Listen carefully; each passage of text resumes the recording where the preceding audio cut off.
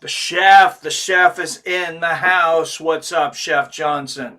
Hope you're having a good week, man. Hey, thanks for being up at the butt crack of dawn for this one. At least it is here on the West Coast. Prelims started over 2 hours ago now, I guess, 7 a.m. This thing is live, right? Why is it saying wait for fights with friends? I generated that entire video from this selfie. I don't know. Just upload a selfie. I don't know, but we're live. Man, big card. Tsarukyan versus Ian Garry. Belal Muhammad, or excuse me, Hooker versus Tsarukyan. Ian Garry versus Belal Muhammad. Just getting warmed up here, guys. Kyoji Horiguchi coming back. You guys know I love watching that guy fight. He's taking on Tagir Ulanbekov. The Salsa Boy coming in on late notice. Waldo Cortez Acosta taking on Shamil Gaziev. And there you see Sagid Izakamayev, 22-2, 12 wins by submission. He's warming up to fight Nicholas Dalby here any moment. He's back there hitting pads with, I believe that was Islam Makhachev. But yeah, this main card is just banger after banger. Jack Hermansson versus Mbektek Orobi. Volkan Oezdemir versus Alonzo Menafield. And then, as I mentioned, Belal Muhammad versus Ian Garry. Arman Tsarukyan versus Dan Hooker. I mean, just a stacked card. Prelims, we got left. We got Nicholas Dalby, Sergio Izmaev coming up right now. Then in the last prelim fight, we got Bogdan Grad. This guy has been on a tear versus Luke Riley.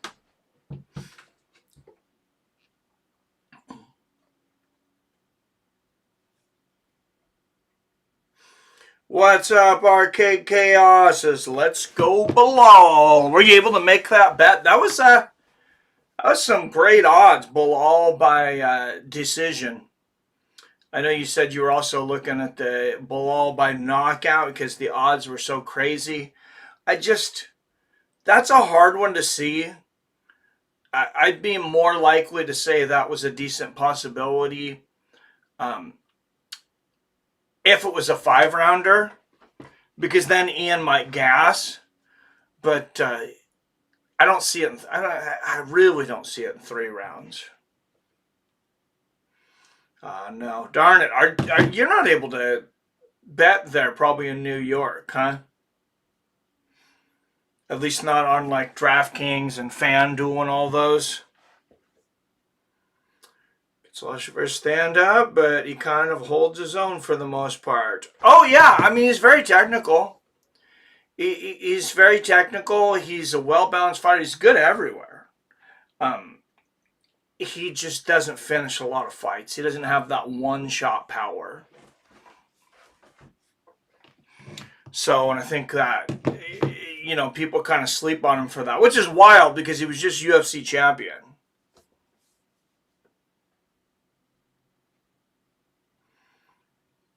I think Nicholas Dalby is in trouble. That's what I think.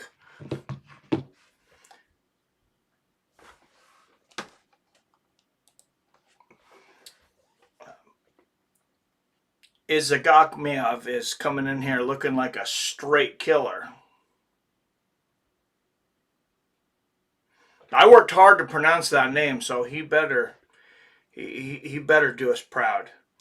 This is UFC debut. 5-fight win streak. He's finished 16 and 22 wins, 12 submissions, 7 first-round finishes. Yeah, he looks ready to send somebody into the Never realm. 7 first-round finishes. And, yeah, Nicholas Dalby, I mean, he was decent at one day. He's kind of that guy that they come in now. He's keep as a gatekeeper. Now he's kind of been, now here, look, he's been demoted to the guy to welcome a guy to the UFC. I don't think this is going to go well for him. What's up, Billy Hughes in the house? Okay, let's talk about it, people. They finally get what they want. Now, the Jake Paul versus Anthony Joshua is confirmed. Jake Paul's a crazy man. I mean, yeah, give him props for that, but if Anthony Joshua doesn't knock him out in the first round, I guess I don't know what I'm talking about, or something is fishy. Because that's two different levels of boxer. Yeah, Jake Paul he has improved since he came into boxing. Absolutely. The guy's worked his butt off.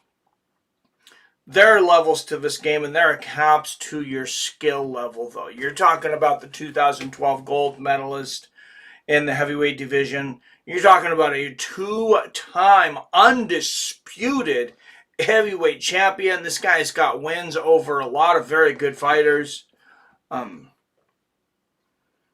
Yeah, it's really wild that we're talking about that fight. I still wouldn't be surprised if it doesn't go through, but I mean, we're what, a month away? It looks like we're probably going to get it.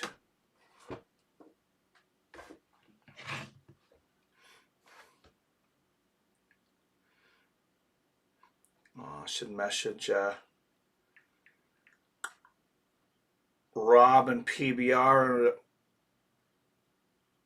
PBR's not in our chat, and Rob doesn't seem to get notifications ever. All right, Nicholas Dalby, 10 years older at 41. Damn, he's ancient. Say get an inch taller at 6 feet tall, reaches even at 74.5. Dalby's been in some wars over the day. I like Saget at even minus 340. Shoot, I might have jumped on that. And I don't like parlaying UFC fights anymore because it's so unpredictable just to get one.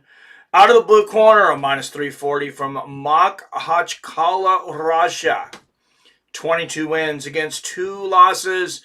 Sagid Izakamayev.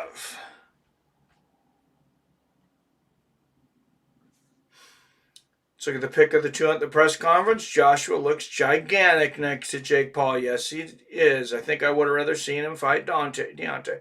Yeah, I don't know what happened to that one. All right, out of the red corner, a plus 270 underdog from Copenhagen, Denmark. 23 wins against just 6 losses. 5-3 is a UFC underdog. Nicholas Dalby. He's got a better record than I thought he had. I was kind of dogging on him there. 23-6 for the amount of, for the competition that he has fought. And you could see they're 9 times underdog in the UFC. Lucas Brzezowski, the referee for this one. We might not see some of our favorite referees for a while, guys, our infamous referees. As you guys know, we'll probably never see Jason Herzog again. He's under FBI investigation for many fights. So I'm not saying Jason Herzog. First of all, I'm not saying he's guilty of anything. I don't know, or that any of these guys are guilty of anything. But when you have a company that's signing an $8 billion contract, you still got fighters you're paying $12,000. You got referees and judges that are making, $150 a match or whatever sometimes. Don't be surprised when, and then you take away their fucking sponsorship. I just glossed over that. And then you're surprised when they go out there and, try to sneak around at the casinos and try to, obtain another revenue stream, because for fighters, they can't afford some of them to pay for their own damn fight camps to get to the upper echelon of the UFC. And then, of course, referee, it's a thankless job. I thought Herzog was one of the best for a very long time. You guys remember it was Herb Dean first, and then I'd be like, okay, Jason Herzog, Mike Beltran, those are your top 2. And I said that for years. Then, of course, you had a lot of weird decisions with Herzog. Hey, you had a few things with Herb Dean, too. I don't think when it's Herb, I think he's just done so many matches. You're not going to be perfect every time out. And maybe there was a little bit of fatigue there. He's training a lot of referees now. It's probably why we don't see him as much. What's up, iRock? Hello, friends and fans. And Mike, thank you, iRock, for the super chat. And just some pitter-patting against the fence here in the clinch, Dalby and Oezdemir. That's why I'm not talking as much about the fight, because they're not really fighting. And Lucas is going to break them up here. Now, I'm one to give some of these new referees a chance, though. I rock, you rock, with the first donation of the night. Thank you also to our premium members. We had a couple in here. I think I rock. Of course, Rick Chaos, RK Chaos, been here forever. There he is. There's the drunken charge. Damn, why didn't I get a notification? Because YouTube sucks. No. But we keep coming back. Oh, good left hook there from Dalby. And now Dalby's shooting for the takedown. Yeah, maybe I was sleeping on Nicholas Dalby a bit. I didn't bet on this fight. I didn't bet on any fights on this card. I've been having the worst luck with betting on MMA. I bet on pretty much everything else now before I bet on MMA. Pro football, college basketball, baseball, they all come betting-wise before MMA. And Izakamayev dropping levels, trying to get that takedown there. Nicholas Dalby with the underhook there turns Saigid back into the fence. Just a lot of jockeying back and forth. Oh, look at that. Dalby thinks he has the takedown. Izakamayev just easily reverses it, and now he's on top of Dalby. We'll see what he can do on the ground.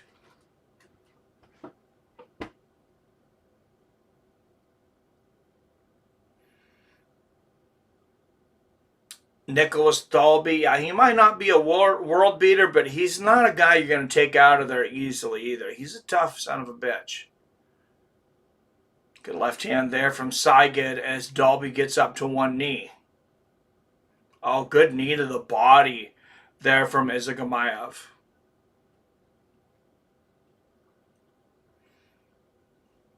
Nice little elbow in the clinch from Dalby.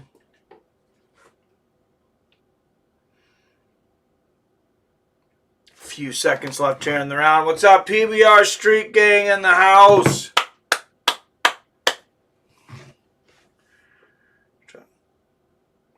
I would never make my choices and my bets online. Would bet from the heart like I always do. I hear you, brother. I would bet MMA before anything else. Yeah, I get serious about my betting. I think of it more like investing. I'm doing all this research and live betting and betting at different times during the events. And that's just, for me, MMA is like the hardest sport to bet on.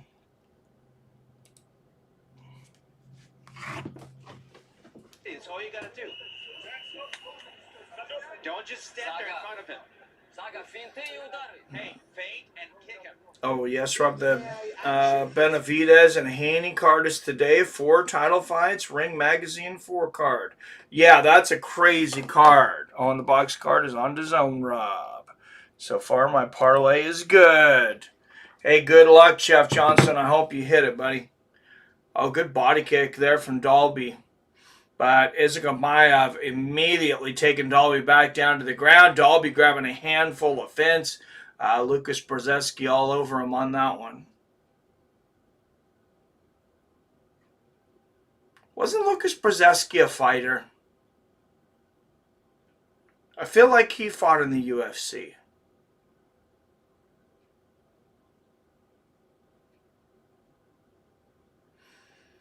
And Dalby's up to his feet. As we all know, when you're, going against these Slavic countries, though, Russia, Ukraine, and today, what is it, Kazakhstan?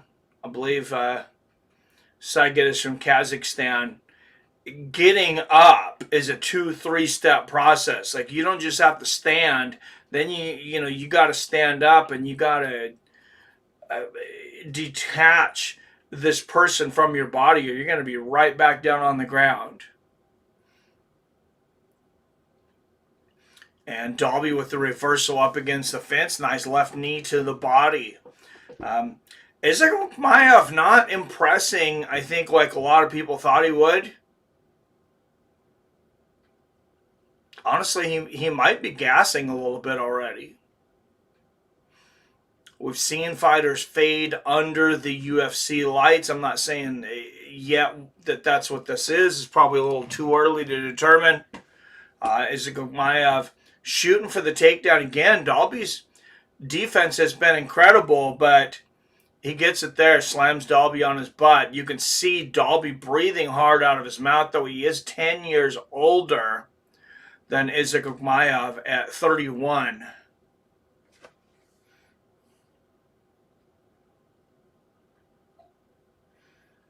Boxing card on the zone, huh? I don't think I'll get to that one, but what time's it at, Bill? I have to work tonight, so I'm pretty sure that I won't. I'll probably go to bed after this card.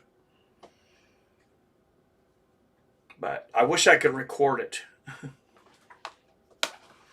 And when's Teofimo Lopez is in a big fight, actually, where he is an underdog coming up here. When is that? I know I sent it to Wyatt, and now I can't remember when it was. Oh, nice takedown for Dalby, but it's Isagulmayev that ends up on top. Now he's got hooks in, and Dalby's in a lot of trouble.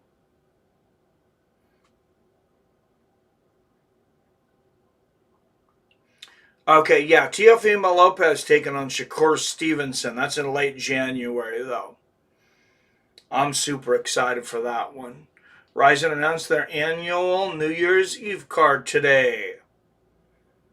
Oh, sweet. Yeah, we've done that a few times, and a few times it's done really well.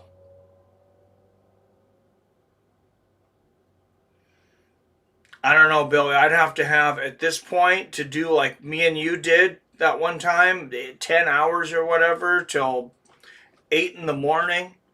I'd have to have the day before off, the day after, day of. I definitely need at least 3 days off that week.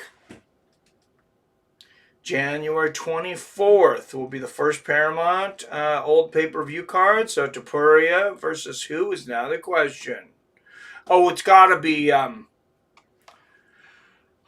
can't think of his name right now. Man, I'm getting old, guys. It's called early set on dementia. No. The fifth Beatle, British boy. I got no thumbnail notification for this, just the group chat. Oh boy, Jason is away. Jason's always up early. What's up, Jason? Yeah, I don't know. Did anyone get a notification? I don't know that anyone did.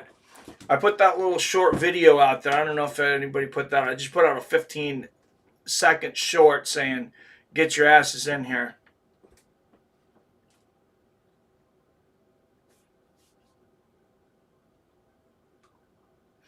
And Dalby on top to end the second round. There's a nice elbow from the top from Dalby.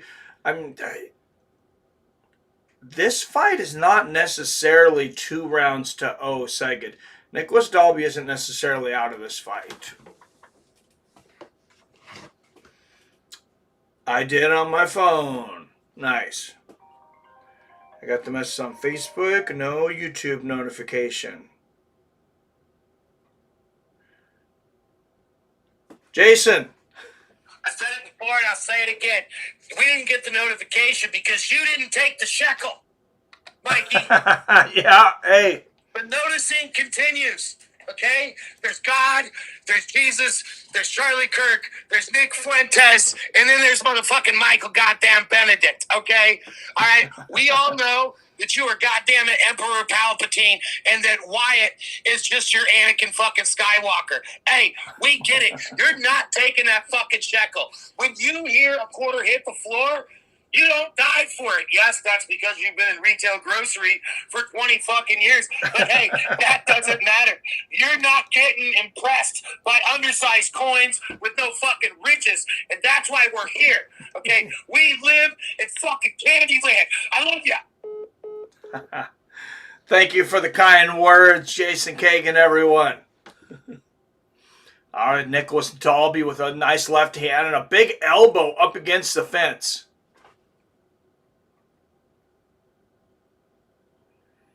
Just, this is what I live for. Get it, Jason. Yes, Wyatt owes a chicken dance. He lost our bet. He said he would have the video ready for today.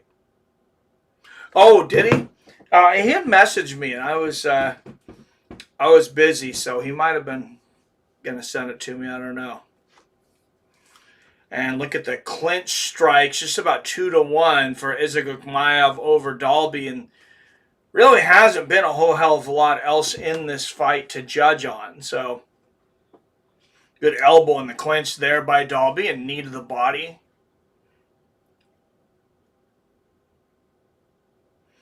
I felt like this fight should be close. You see Islam Makhachev at cage side jawing off. Oh, nice left hook upstairs from Dalby, and there's a left hand to the body. And like I mentioned, I wondered if Saiged was going to get tired. Oh, there's a big right hand from Dalby and the knee upstairs. I think we see the answer right now. I think Izagukmaev is getting tired. Dalby was breathing out of his mouth halfway through the second round, but he's a veteran. He's 41 years old. He knows he's going to get tired, and he's dealt with that mentally time and time again. Good combination there from Dalby. And there is years and years of research to back up what I'm saying there. When you look at the ultra marathons, when you look at like the 240 mile, 120 mile through the desert, I mean these tough things that make children, men and women. It's never people in their 20s. It's never even people in their early 30s generally. It's people in their late 30s, early to mid 40s. And they're not the fastest. They're not, they don't have the big 40. They're not the most durable physically. They're mental fucking savages, and that's what Nicholas Dalby is. Good knee to the body there from Dalby. And Izagukmaev, he can go for that takedown all he wants. I don't think he's going to get it. I think he's gassed. And he doesn't have the mental fortitude like a Nicholas Dalby to, not yet at least, to work through that fatigue in front of 30,000 people in the biggest MMA promotion on earth. Because look at Dalby. Look at him. Look at his breathing. He's blowing in and out. Open mouth. He's still fighting this. Oh, Izagukmaev finally trips him to the ground here, though. Dalby's right back up. He's got the back here. Put some hooks in, brother. I don't know why Dalby didn't put the hooks in and lay his weight back down on him. He might have given up a big chance there. And Izagukmaev, he knows nothing else but to continue to dive on that crotch of Nicholas Dalby like it's a gold coin from a leprechaun. What's up, J Dig? Good to see you, brother. Izagukmaev, you're getting your chance right now. But they didn't bring you in here. They didn't sign you to dive on men's crotches. They signed you to finish people. Good knee to the body there from Saiged. And the knee to the body from Dalby. Oh, what an elbow in the clinch right on the chin from Nicholas Dalby. And a right hand and a big uppercut. Dalby's going to leave it all in the cage. There's a nice left hand from him. Right hand for Izzy Makhachev. There's the body kick and the heart of Nicholas Dalby being shown all the way to the finish. And on the other side, you see Saigon looking up at the clock. Eats a right hand there. There's the body kick from Nicholas Dalby. That's the difference in heart between Nicholas Dalby and Saigon Zakhamayev. I don't know which way that decision is going to go. But two men exhausted, and you got Nicholas Dalby. He's masking it. He's standing off. We know he's been tired for the last 10 minutes. But never let him see you sweat. And you got Saigon over in the other corner leaning up against the cage like he's about to pass away. All right, now we're getting some of our members in here. 10 up in the chat. Don't forget to hit that like and share button. If you got a friend that you think would enjoy this, or somebody from the crew that you don't see, send them a message. Maybe they didn't get a notification. They most likely didn't, eh? Saturday, December 6th. Look at this one, guys. UFC 323. 2 title shots. Vishvili Yan 2. Pantoja versus Van. You got Yan and Van. We go to the judges' scorecards for a decision. Ben Cartlett scores the contest. 29-28. Dalby. I'm not Vito Paulino surprised to scores see it. this is a split decision. 29-28. Zakhayev. And Come on, Dalby. Vujichal scores it.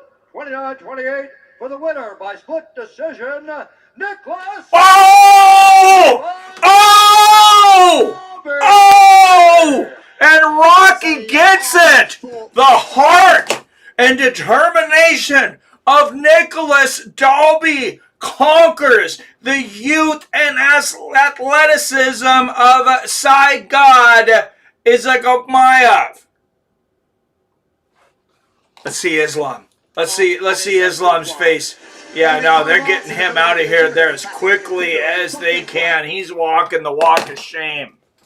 All right, guys. Bogdan Grod, Lucas Riley up next. What a treat that last fight was, though. That was vintage Nicholas Dalby at 41 years old. Showing motherfuckers he's still got it.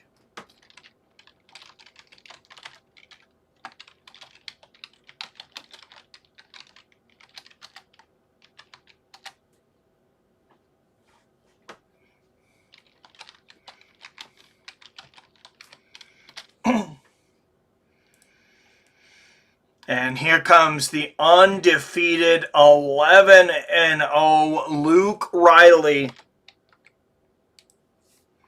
Hey, and say what you will about some of these Middle Eastern countries, and I know a lot of people say a lot.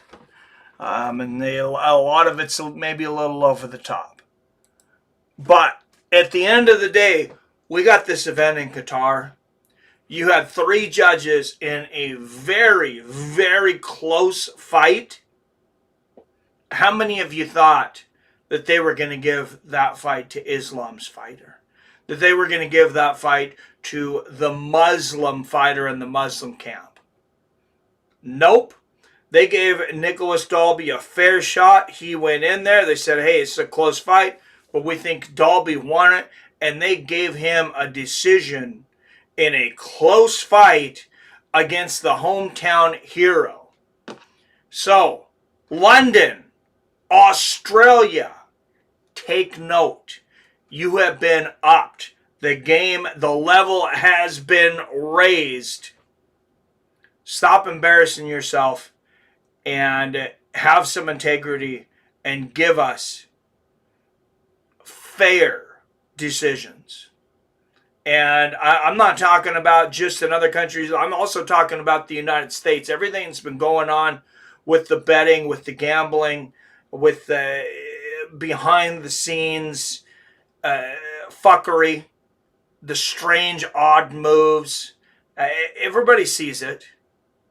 Everybody sees it. You're going to be one up in integrity by Qatar. Take note. All right, Bogdan from Romania making his way down to the cage. One of 6 Dana White Contender Series alum on this card. Rob probably recognizes all these guys. You've watched more of the Dana White Contender Series than I have, Rob. Way more.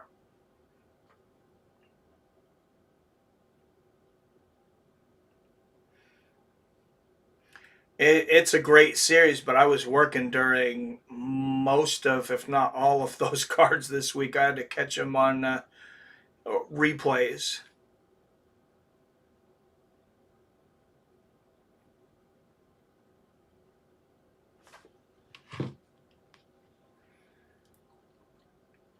Yo, Damon Stout, what's up, my friend? Says what's up to the fights of friends and family. Bogdan, he's finished 12 of his 15 wins, 9 knockouts, 3 submissions. He's got an undefeated fighter from outside of the UFC thinking that he's going to come here and take his place.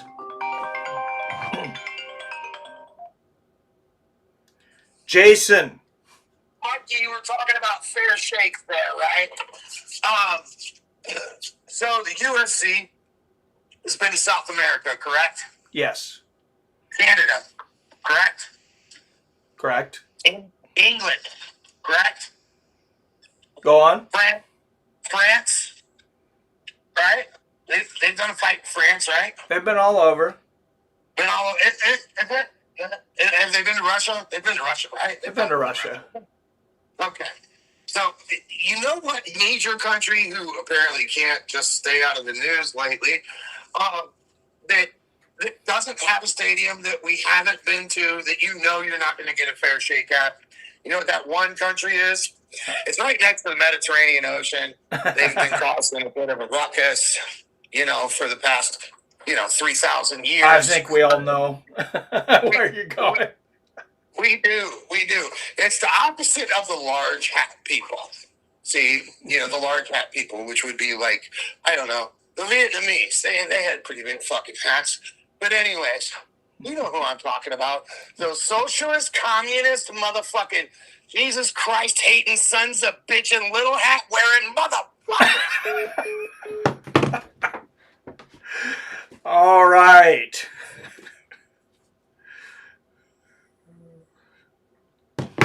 Out of the blue corner, he is a minus 260 favorite at Liverpool, England. Undefeated, 11 wins, 0 losses, making his UFC debut, Luke Riley. Does anybody know, does this guy come from Cage Warriors? Coming from England, a lot of times they're like a former Cage Warrior champion. And out of the red corner, he is a plus 210 underdog. Out of Graz, Austria, 15 wins against 3 losses. He has closed the UFC underdog in all 3 of those fights. Bogdan. At least I was smart enough to throw $5 on Dalby to hedge my parlay. Nice. That's a good pickup, man. See, and I would not have bet Dalby. I would have bet Izikmaev, and I would have been eating bologna sandwiches all next week.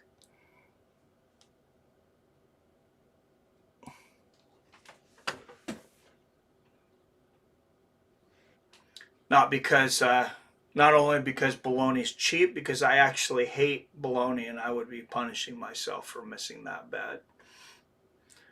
All right, Grod in the black trunks, Riley in the white. I don't know what Riley's style is. I don't really know a lot about him. He looks like a kickboxer, though. There's a good low leg kick from him. He's just, if he's not a kickboxer or a karate guy, he might have an identity crisis.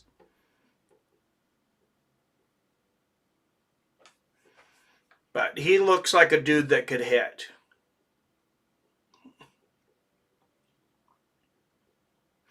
And Garage shoots for the takedown.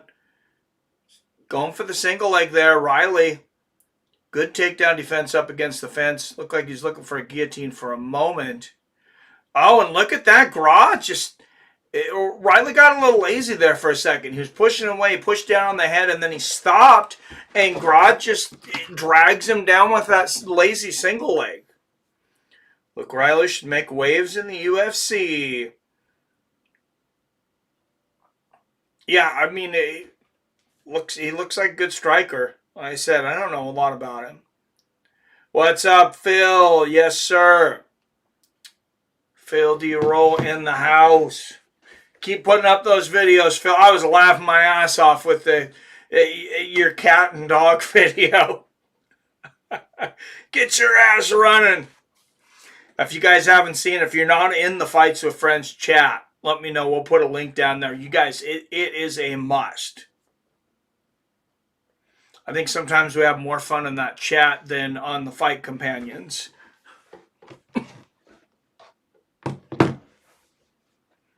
Good short elbow from the top there from Grodd.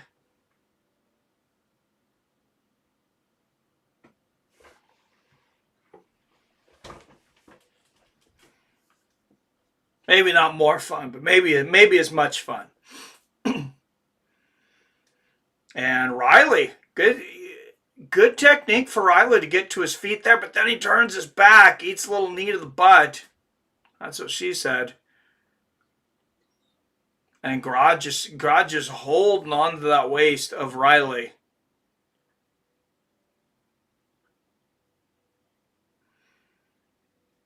Just watching the comfort and the athleticism that Grodd has from behind, you know he's a doggy style guy. There's no doubt about it. That guy's pounding it from behind.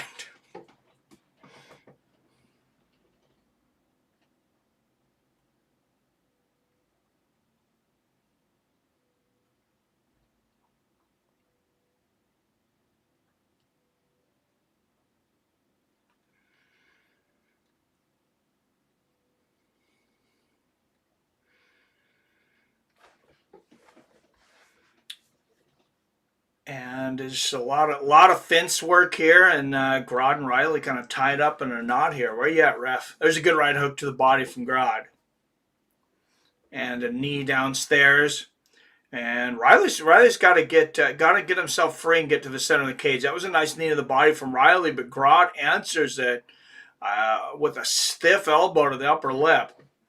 And Grodd pulls him down again.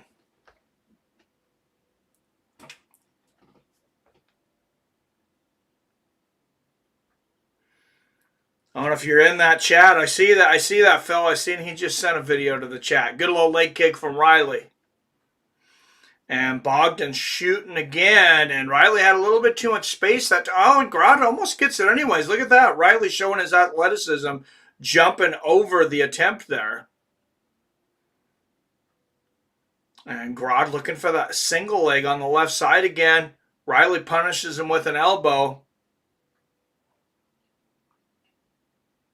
Riley's got to kind of try to keep this in the center of the cage. Even if he is able to stop all of these takedowns, it just doesn't look good being up against the fence the whole fight.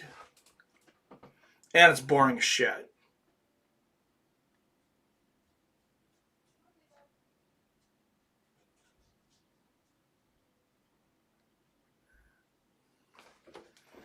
Oh, big shots from the top from Bogdan Grodd. And that is the end of the round. I'm sure Grodd is not happy that round is over. And Luke Riley starts going to the wrong corner there for a moment. Let's go into the corner of Riley. Okay? He's going to try and just shoot in the legs and get you to settle down. Yeah. Okay? So 2 minutes ahead. I live in the future. Chilling on the deck with the dog. Starting to snow, and it's beer 30.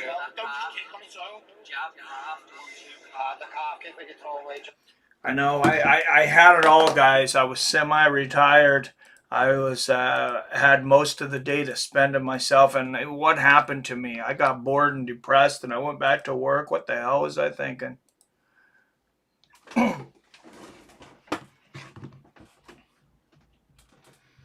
Space-time continuum. How's it going in the future, Jason? Well, yeah, I got a few things working against me here. One being the delay on YouTube.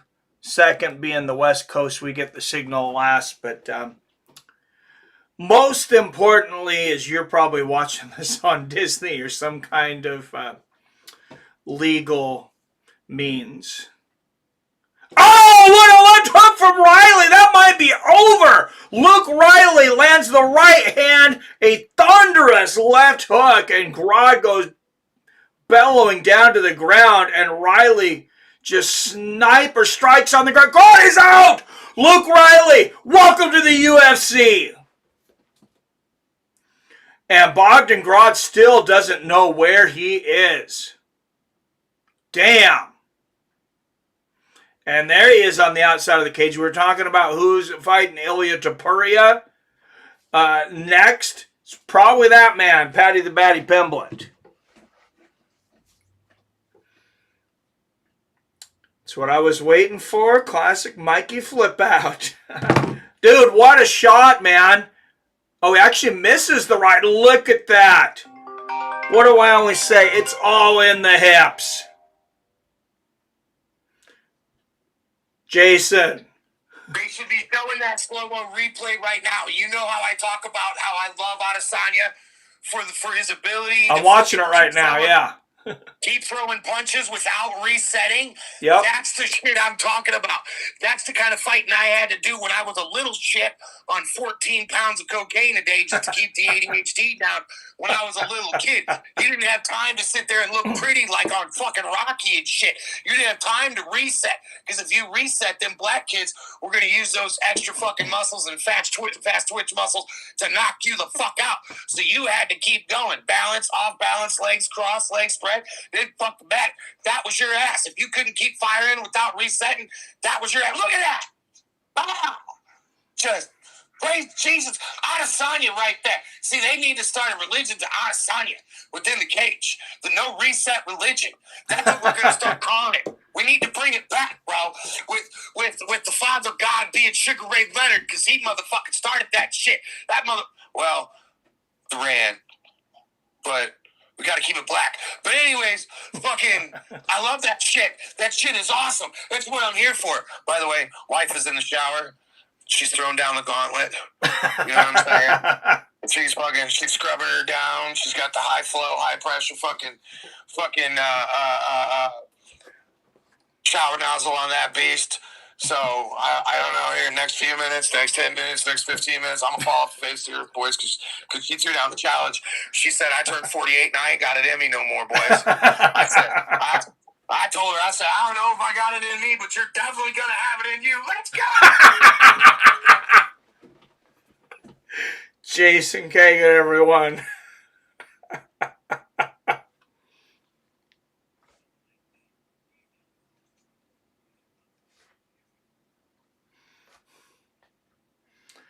Oh, man. Jason Kagan, one of a kind. A little something like this.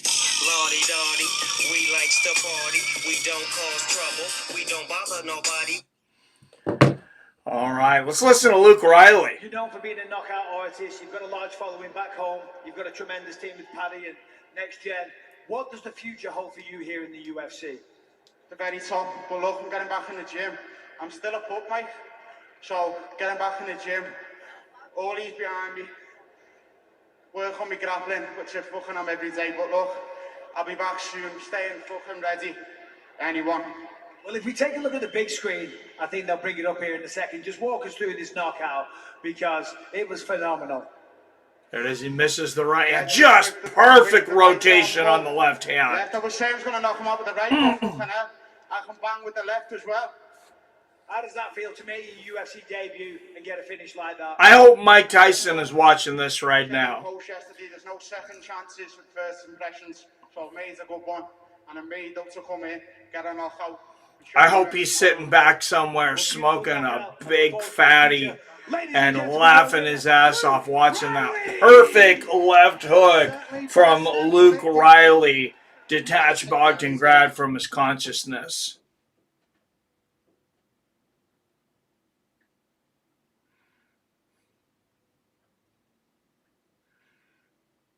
Got so high, spaced out, watching the fish screensaver on my computer.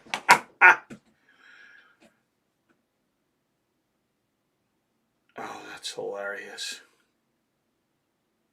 I don't know if I've ever just sat and watched my screensaver on my computer. I don't think I have. That's pretty high. Although I don't know that I have a screensaver anymore. How old is your monitor, Billy? I didn't think they did that anymore.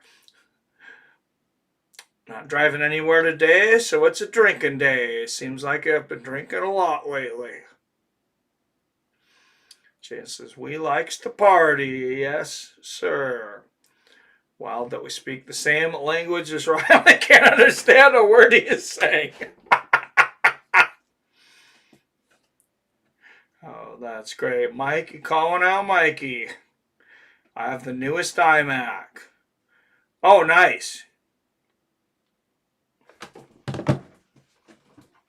Well, I don't know. Maybe it's because my shit's old. I don't know. Hopefully I don't burn a hole in the screen. Oh, but I'm on my PC right now. I got a Mac Mini, Billy. I cannot stream on my Mac Mini. I know it is possible, but all of the programs that I'm smart enough to run are not available on the Mac. Yeah, OBS, I can do OBS on the Mac. I can do Streamlabs. I can stream straight from YouTube. Apple, they don't have the programs available. I love it for other stuff. Last time I stared at my screensaver was the flying toaster screensaver many moons ago. I never had that one. That is pretty cool, though. Oh, do not freeze on me. Do not freeze on me, OctaStreamBox. I won't call it what I called it last week. I hope we didn't lose Jim. I hope he comes back. If you're in there, Jim, I'm sorry if I offended you. And I've never been sorry for offending anybody, but I like Jim. If Admin wins big and not injured, he will get the Topuria fight. You don't think it's just automatically going to Patty? I mean, they are having the fight today. It's possible. It's possible. I don't think Dana White's real happy with Arman right now. He was already not real happy with him. And then he fucking headbutted Dan Hooker at the face-off. What the hell was up with that? You don't headbutt people. That's some pussy shit.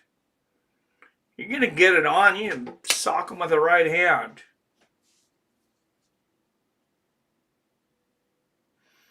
Standing headbutt out of nowhere. Now, if you're on the ground, like it's a street fight over, headbutts are awesome. But when you're supposed to be facing off and you're already sitting here head to head, you don't headbutt somebody. That's lazy. First UFC event in Qatar. Oh, I thought they'd been here before, actually. But maybe it's the first one this year. I have noticed, I finally have some friends, probably because I went to the graveyard shift. So there's finally some friends there that actually fucking watch sports like real men. I'm sorry if you don't watch sports. You should have to give back in your man card, and you probably walk around with a little mangina. What the fuck is wrong with you? Anyways, so we're talking stats, and one of the guys is, he's deep. He's deep into, especially baseball, but he's deep into pretty much all the sports, except for MMA, unfortunately. And I've been caught twice. I won't get caught a third time, quoting things from ESPN that they said and put up on their screen that were incorrect. Now, does ESPN have AI running facts in the background now? Because, Billy, you should call in and talk to me for a minute. Could you imagine in a million years watching ESPN in 2005, 2008, anywhere in there, and seeing not one, but two false facts printed on their screen in the same week with zero retraction. I don't think that would have happened. Dana said Arman deserves it. Oh, really? I didn't hear that. Anyone else think Gable Stevenson may headline a UFC card in 2026? It's possible. They might give him they might give him one of the Apex cards if he has a couple impressive fights. It's just so early. And yeah, I'm super impressed with the guy too, don't get me wrong. But like to headline a card, even an Apex card in like your first year, I think you gotta really do something special for that.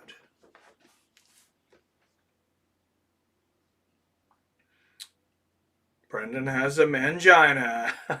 ESPN died the day Disney bought. Dude, that is the difference, isn't it? When did that happen? Does anybody remember?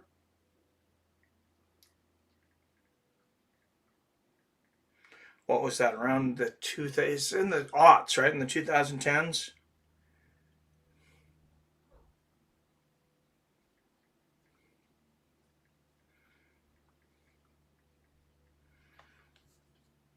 Oh, 96?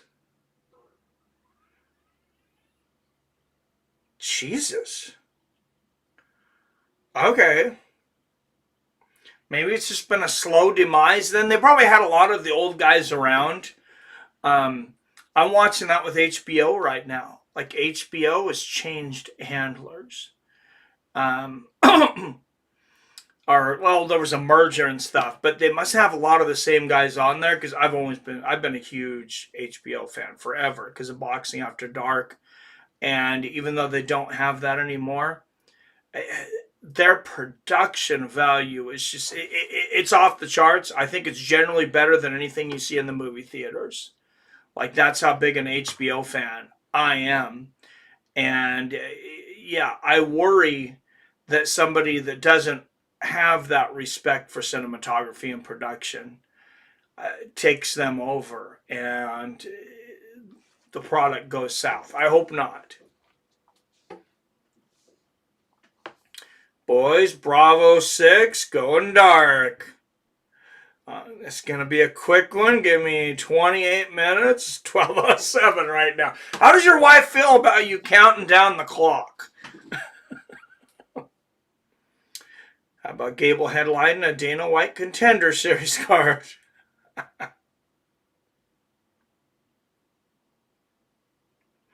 Godspeed, soldiers.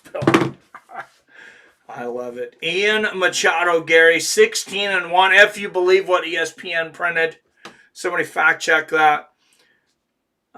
Ian says, my preparation has been perfect. I want to leave the taste of defeat in my opponent's mouth.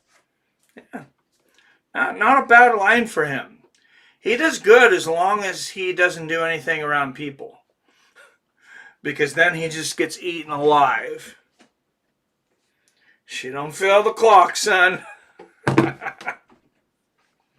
Oh, there he is, Kyoji Horiguchi. One of my favorite bantamweights of all time. Maybe one of the greatest bantamweights of all time. Person to defeat him was one of the greatest fighters to step in the octagon in the history of the sport, Demetrius Mighty Mouse Johnson. And flyweight, of course. Former Rising Bantamweight champion, former Bellator. Bellator, I think it was Bantamweight champion there. Might have been flyweight champion as well. Of Kyoji Horiguchi. He's got a tough test today, though, and he's coming in here at flyweight. I'm assuming that was not his idea, but this is not a guy that complains.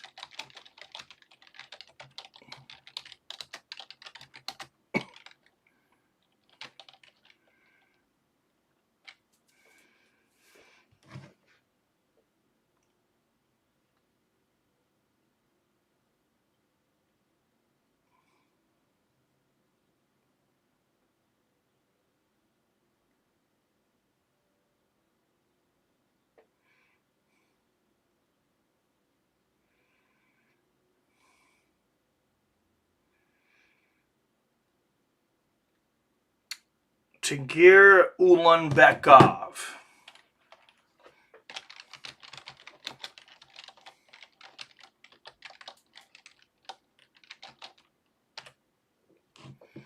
And I know it's not quite the main card yet, but I think these last ones deserve a poll here. Billy read my mind.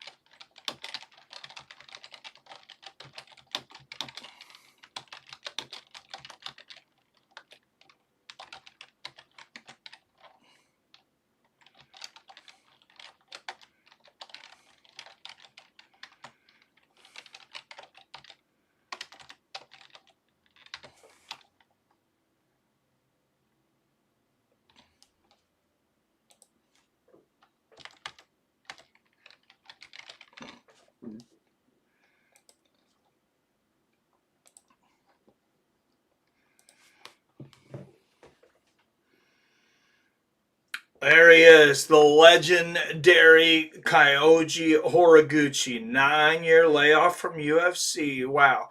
But yeah, he's been other places though. Like I said, he was in Ryzen, he was in PFL, he's in Bellator. Billy says, who is your 2025 male and female fighters of the year? Mine are Kayla Harrison and winner Topuria in Islam, and co-winner Topuria in Islam. I gotta give it. I actually have to give it to Ilia Topuria for strength of schedule. And I know maybe that sounds crazy because Islam just went up and won a championship. Yeah, I could see how you could have it go there. But I got to pick one winner. It's got to be Ilia. Females. You know what? I'm going to take Valentina Shevchenko. She dominated one of the best pound-for-pound women's fighters on the planet in Weili Zhang. And was it this year she got... I got to look at what the other fight is, but I know she had a hell of a year.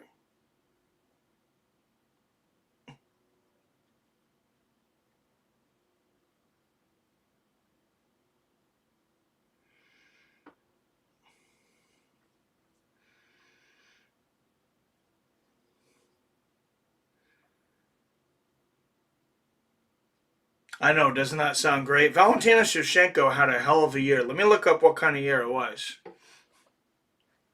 But no, I know it was good.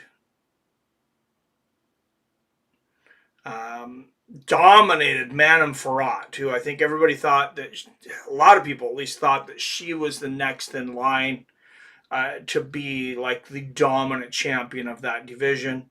It was September of last year that Alexa Grasso or Valentina avenged the Alexa Grasso fight. Tagir Ulanbekov tied for third longest active win streak in the division.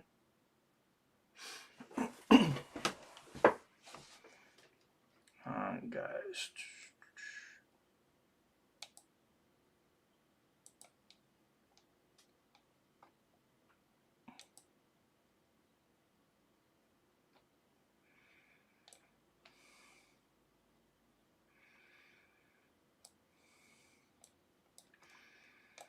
Alright, guys, this sponsored by Robinhood. Robinhood moving to change sports trading forever. I'm not betting on DraftKings anymore. It's all Robinhood.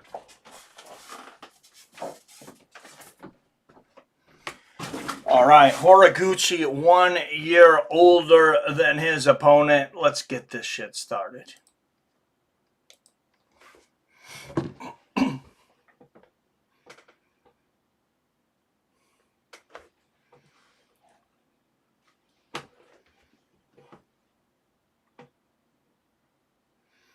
Off Ozempic and on Trulicity now. Started up Ozempic on Monday, and wow, is it messing My stomach up, but I'm down 5 pounds this week. Nice. I bet Wyatt is still sleeping. We should wake him up. Out of the blue corner, a plus 195 underdog from Coconut Creek, Florida. 34 wins against 5 losses. Kyoji Horiguchi. To be fair, he did message me yesterday and asked me if I was covering this, and I was busy and didn't get back to him. And out of the red corner, a minus 240 favorite from Machado Garry. 17 wins against just 2 losses, presenting the number 11th ranked flyweight on the planet, Tagir Ulanbekov. When we woke Jason up, 1 a.m., good times. Yes, hey, it ain't 1 a.m. If he's not up, he needs to wake up.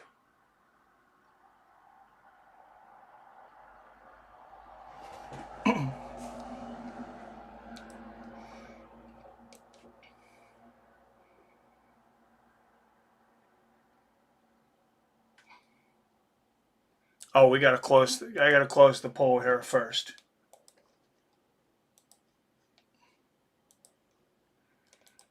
Come on.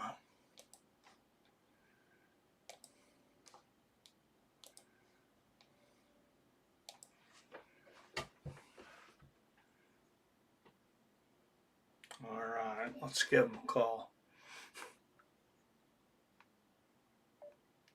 He's gonna be like, what the hell?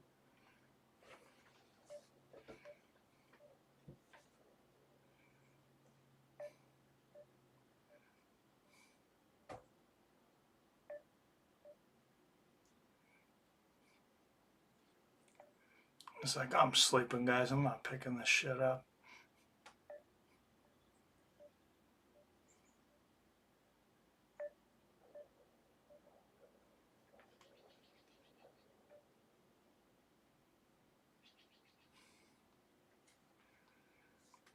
Just texted Wyatt. Well, we'll see if he gets... Oh, what a shot there from Horiguchi. Horiguchi's got power. He's got submissions. He's got it all. He's only a year older than Ulanbekov, but he's got a lot more miles. I will say that. And I feel like his natural weight class is bantamweight. This is asking a lot at 35 to ask him to get down to flyweight after being the rising Bellator or bantamweight champion for so long. Oh, body kick attempted by Ulanbekov. Horiguchi catches it. Nice right hook. Right to the ear from Horiguchi.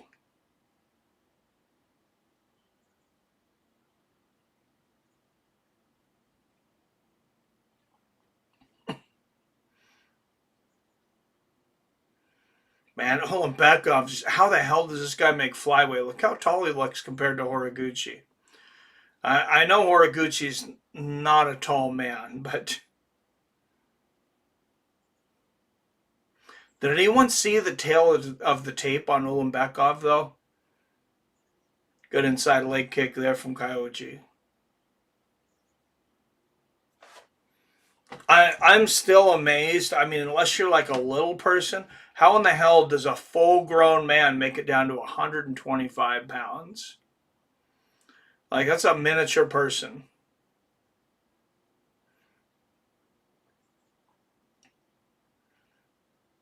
And Ulanbekov pushing Horiguchi up against the fence. Horiguchi missing a lot of these shots.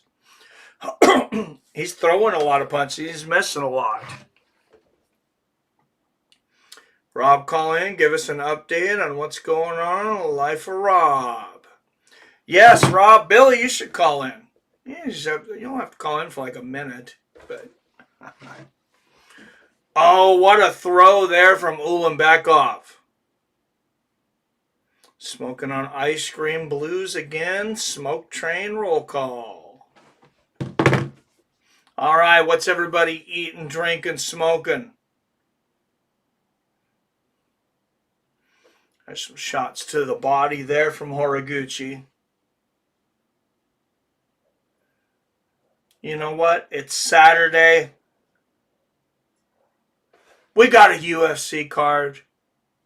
I don't have to work. I just realized I don't have to work till midnight. I ain't got shit to do. Let's throw down the gauntlet. $25 in the donation card. $25. And we're going to do another edible stream. Who wants to do an edible stream? Cash App, Seattle Mike, PayPal. You see it there. YouTube. Super Chats. All right, 45 seconds left in the first. Good low leg kick there from Horiguchi.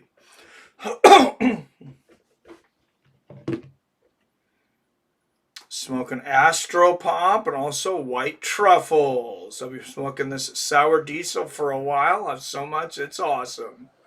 Oh, that's great, man. Oh, good right hook there from Horiguchi. I love seeing those videos in the life of Phil D. Good little leg kick there from Horiguchi. Phil, are you fortunate enough? I don't remember if I've actually asked, but I only see you at home. Are you fortunate enough to be one of these motherfuckers that doesn't have to go to a slave job, doesn't have to clock in and trade their blood, sweat, and tears and hours for pieces of paper? Rob, indica or sativa? It better be sativa at this hour. Yeah, by the way, what's going on, Rob? How's your health and everything, man? I haven't chatted with you for a while.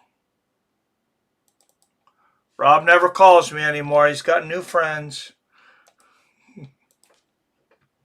Oh, Phil D. Roll with the super chat. Thank you, Phil. iRock drops the first one. Phil matches it. Can we get the train going? Can we keep it going?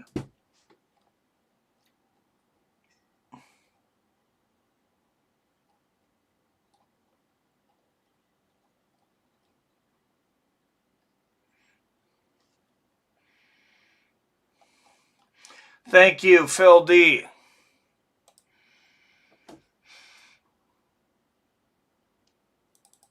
Oh, good side kick to the knee there from Horiguchi.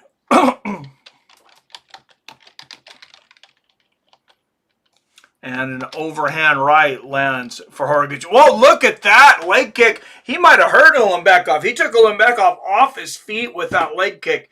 He looked like an NFL kicker trying to kick a field goal.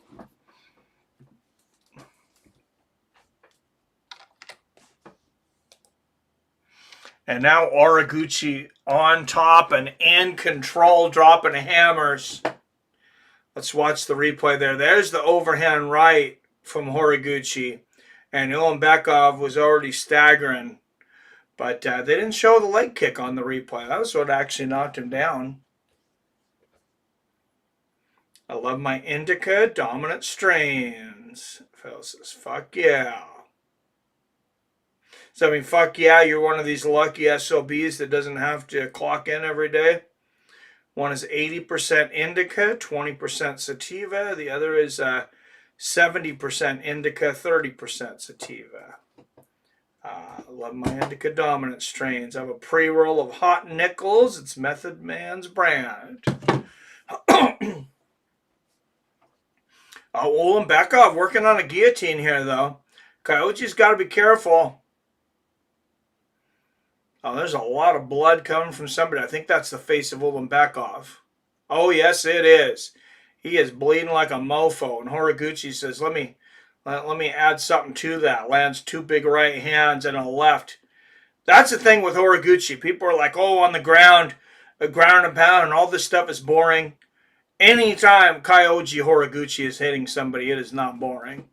And there's a few more big shots on the ground from Kyoji. Oh, I wish he could throw that knee to the head right now like he could in Ryzen. You can tell it's bothering him. He wants to so bad. He's got that north-south choke. It's like, oh, he almost did it. Did you guys see that instinct? He started cranking that knee back. He's like, son of a bitch.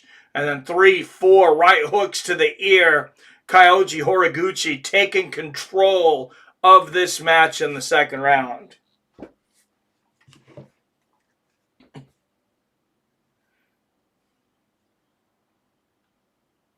I'll call in. Just give me a few minutes. All right, nice. Drum roll, please. We are awaiting the call of the drunken charge. Oh, a couple of big right hands from Horiguchi, and he backs up, says, let's go, motherfucker.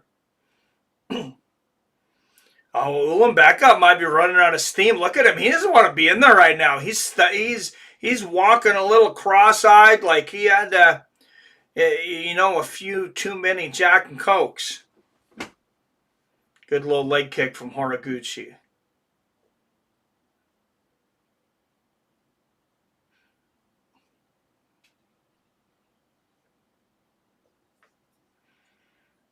Oh, there's a nasty low leg kick from Kyoji. Oh, head kick Horiguchi. And look at the significant strikes this round. 20-1 in favor of Kyoji. And he is shoe shine in the head on the ground. You don't see the shoe shine in the ground and pound often, but you don't see things Kyoji Horiguchi does in regular flyweight fights either. He just looks so much smaller than Ulanbekov. It's like a flyweight versus a lightweight.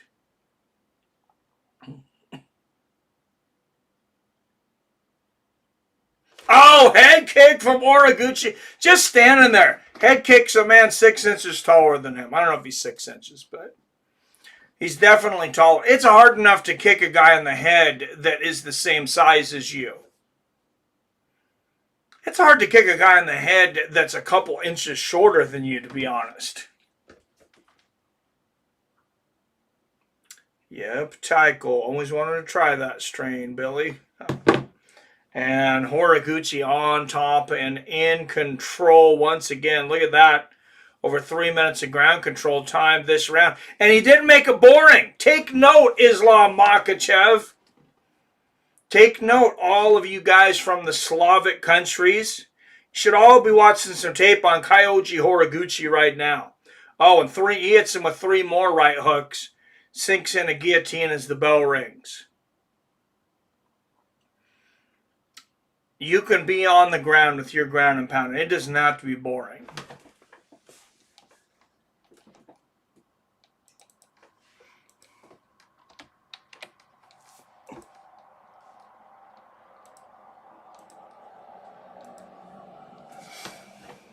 Oh, I think I need a beer after this fight, boys.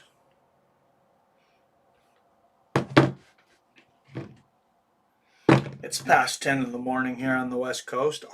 Oh, what I really want is a coffee and Kahlua. But I got to work tonight. I don't know if I want the caffeine.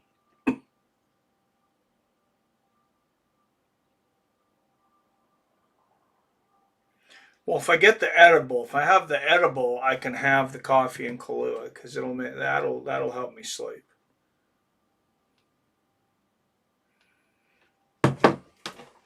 All right, round 3 coming up. Tagir Ulanbekov, a brave man to go back out there for the 3rd round after that hellacious beating in the 2nd. And Horiguchi starting out with a massive leg kick and knocks him down with the left hook. Now the right again. Ulanbekov is like, this is a nightmare. Get me out of here. There's 2 big elbows from Horiguchi. We're about to see what a Russian surrender looks like here any moment.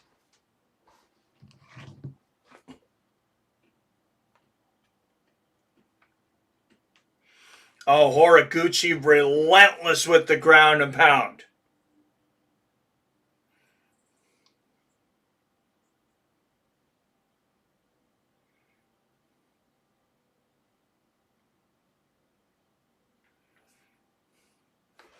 More shots from the top from Horiguchi. Oh, Ulanbekov is cut up bad.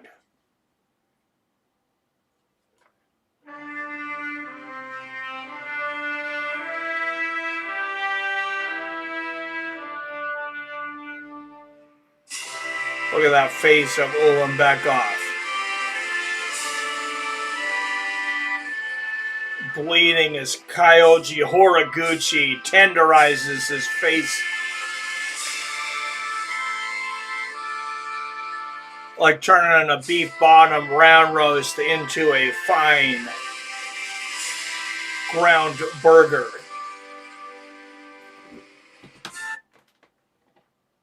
Oh, what a knee to the body from Kyoji.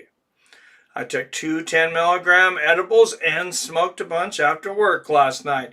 Dude, Billy, you take that much, give me a call, bro. I want to chat. Oh, and Bekov's got a bad cut above that left eye. There's another head kick and a right hook from Kyoji Horiguchi. And how long are they going to let him beat on Bekov? Look at these right hands. To the head, to the ears, to the window, to the wall. And here comes the sleeper hold, motherfuckers! Ooh, yeah!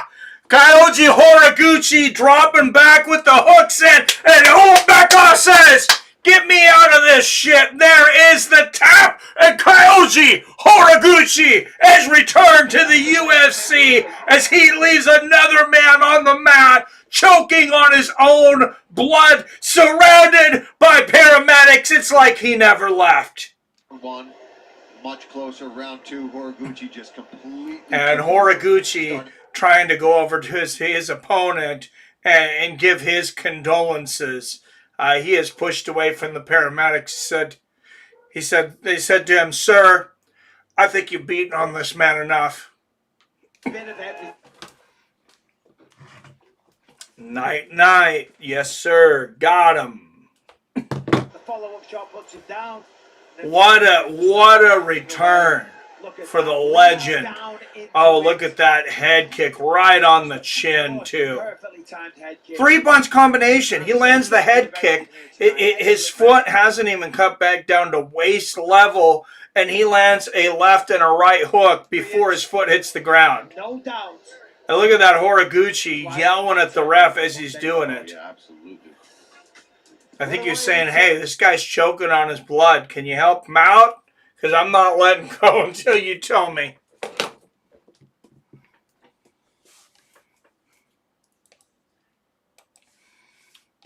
Man, what a fight. What a performance. That's what I feel. I think a lot of us have felt until, the last couple of weeks. It's like the UFC this year had lost its soul. And it brought back some soul tonight with Kyoji Horiguchi. We've had some good fights recently because they put the right fighters on the right cards with the right matchups. And we have it again tonight. You got a smoking main card.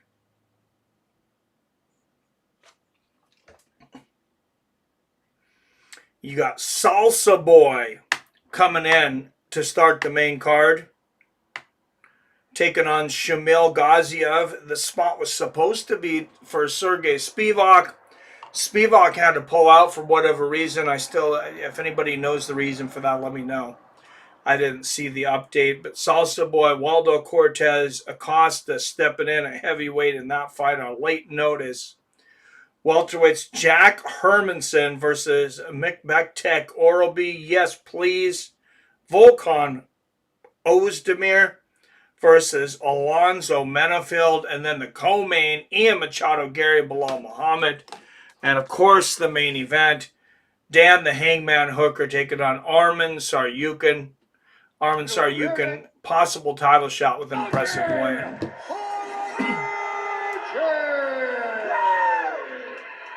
What a beating. 9 years away from the octagon, you come back against a very tough opponent, and you showed a bit of everything. Beautiful striking, wrestling. You finished him with a great submission. How does that feel? I feel really good right now because I'm come back to UFC. This is my dream. Wow! And we're glad you came back because that performance was phenomenal. Let me ask you, you've been away fighting in Japan, beating some of the best fighters in the world. Who do you want to face next? Of course, I get the UFC belt, you know? Where's the Pantoja? He's my teammate, but it doesn't matter. I will beat you ass. Whoa! Kyoji Horiguchi wasting no time calling out the champ after his first win. But that's a 4-fight win streak in the I don't UFC. care, but you know, I'm really respect for you, for Pantoja, but fight is a fight, you know, business. It is a fight, and that was great business. It's great to have you back in the UFC. Congratulations. Ladies and gentlemen, your winner, Kyoji Horiguchi! What a cool guy. The rivalry in... Man, would he love to see that fight. Kyoji Horiguchi and Alexander Pantoja. I don't think it would be jumping the line. He went over to Ryzen and got a championship. Bellator, PFL. That's still a 4-fight win streak in the UFC, despite 9 years in between them. He's 35. I say do it sooner than later. No more than one more fight if he's that impressive again for Horiguchi before you put him in there for the title.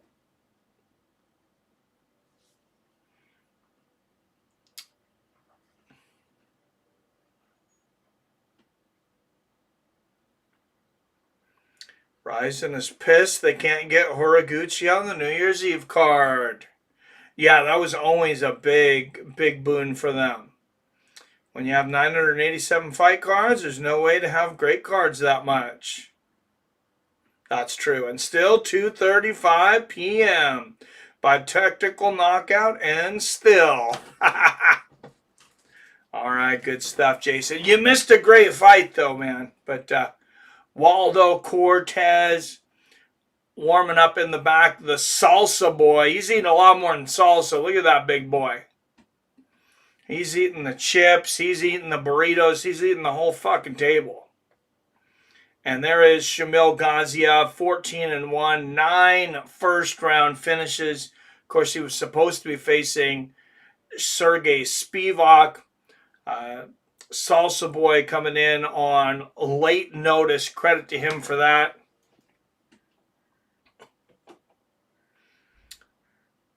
There was hand fighting, some clinch work, but in the end, I finished with ground and pound.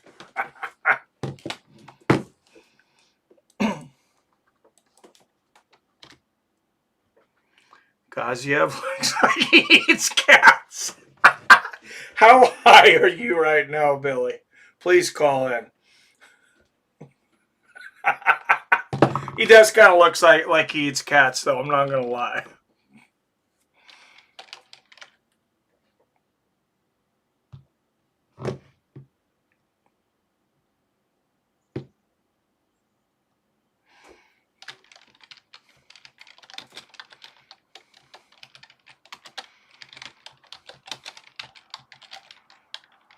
All right, guys, we missed the last poll. You guys bet against Horiguchi and you paid the price.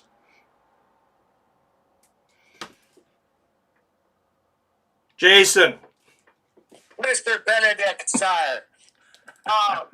We're a learned fight community around here. You know about the elevator fight between Bruce Buffer and Frankie Twinkle Toes Trig?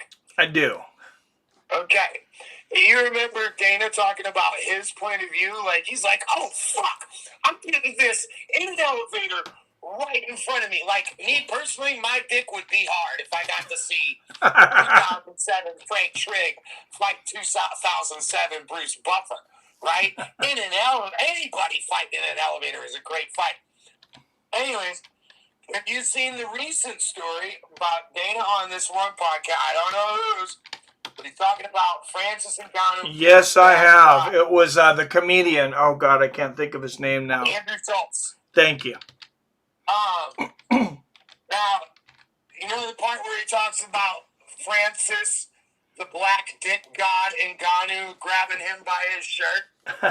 Yeah. And he said he turned around and said to Francis Ngannou, this isn't what you want to do.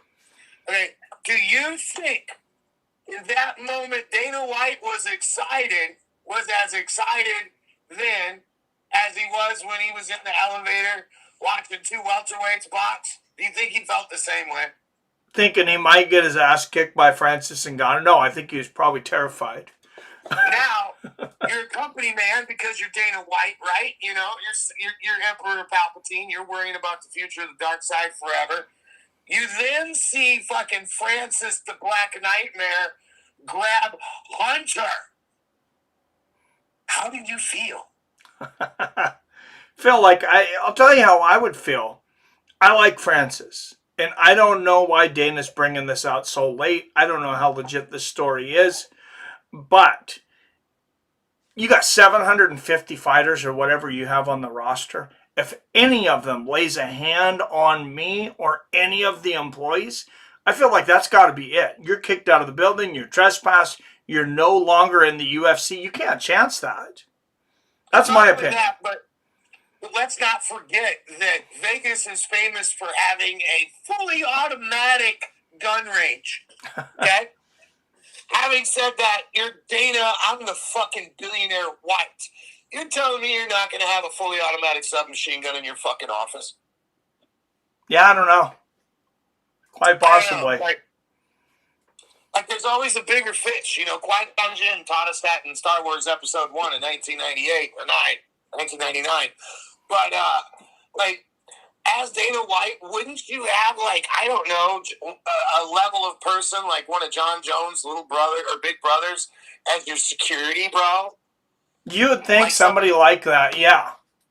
You know, like, how do you get caught slipping around the biggest, blackest, darkest nightmare the UFC has ever had? I think Dana likes danger, though. He's an adrenaline junkie. You see how much he's putting down on blackjack hands? He's losing $1 million one night and winning $2 million the next. Yeah, but losing $1 million in poker chips a stack of poker chips doesn't have a giant black cock that it can rape you with after it knocks you out. Yeah, I really don't think Francis is going to rape him in the office, though. Francis worked in a sand mine in Africa. Francis has tasted all colors of the rainbow, gentlemen. I assure you. I also assure you that Francis, like me, comes from the camp of sometimes you have to pop a Viagra, put aside your heterosexuality, to teach another man a hard, non-homosexual lesson in life that just happens to involve your cock. Okay? Yeah, I don't know anything about that. Having said that, I don't think Francis would look at revenge rape as a homosexual act. Do we need to put up a poll for this? Yes. Yes. Would Francis look at revenge rape as a broma, as a rainbow act? There's the poll. All right, Bruce is talking on my end. I'm going to shut the fuck up, okay? I love you guys. All right, Jason Kagan, everyone. And he's still 2 minutes ahead of me because I got the commercial break.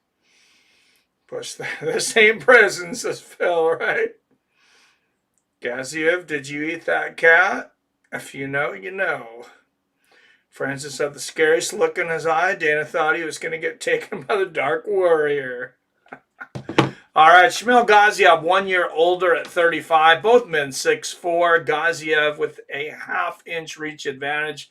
Both of these guys are big boys. They're both pushing the heavyweight limit.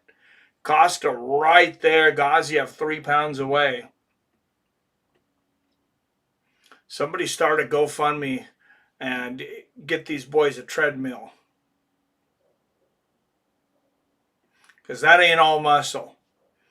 All right, out of the blue corner, a plus 125 underdog from the Kingdom of Bahrain.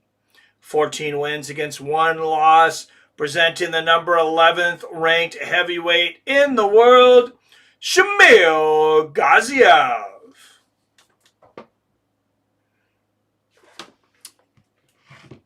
And out of the blue corner, he is a minus 150 favorite out of Phoenix, Arizona. 15 wins against 2 losses, presenting the number 6 heavyweight in the world, Salsa Boy, Waldo Cortez Acosta.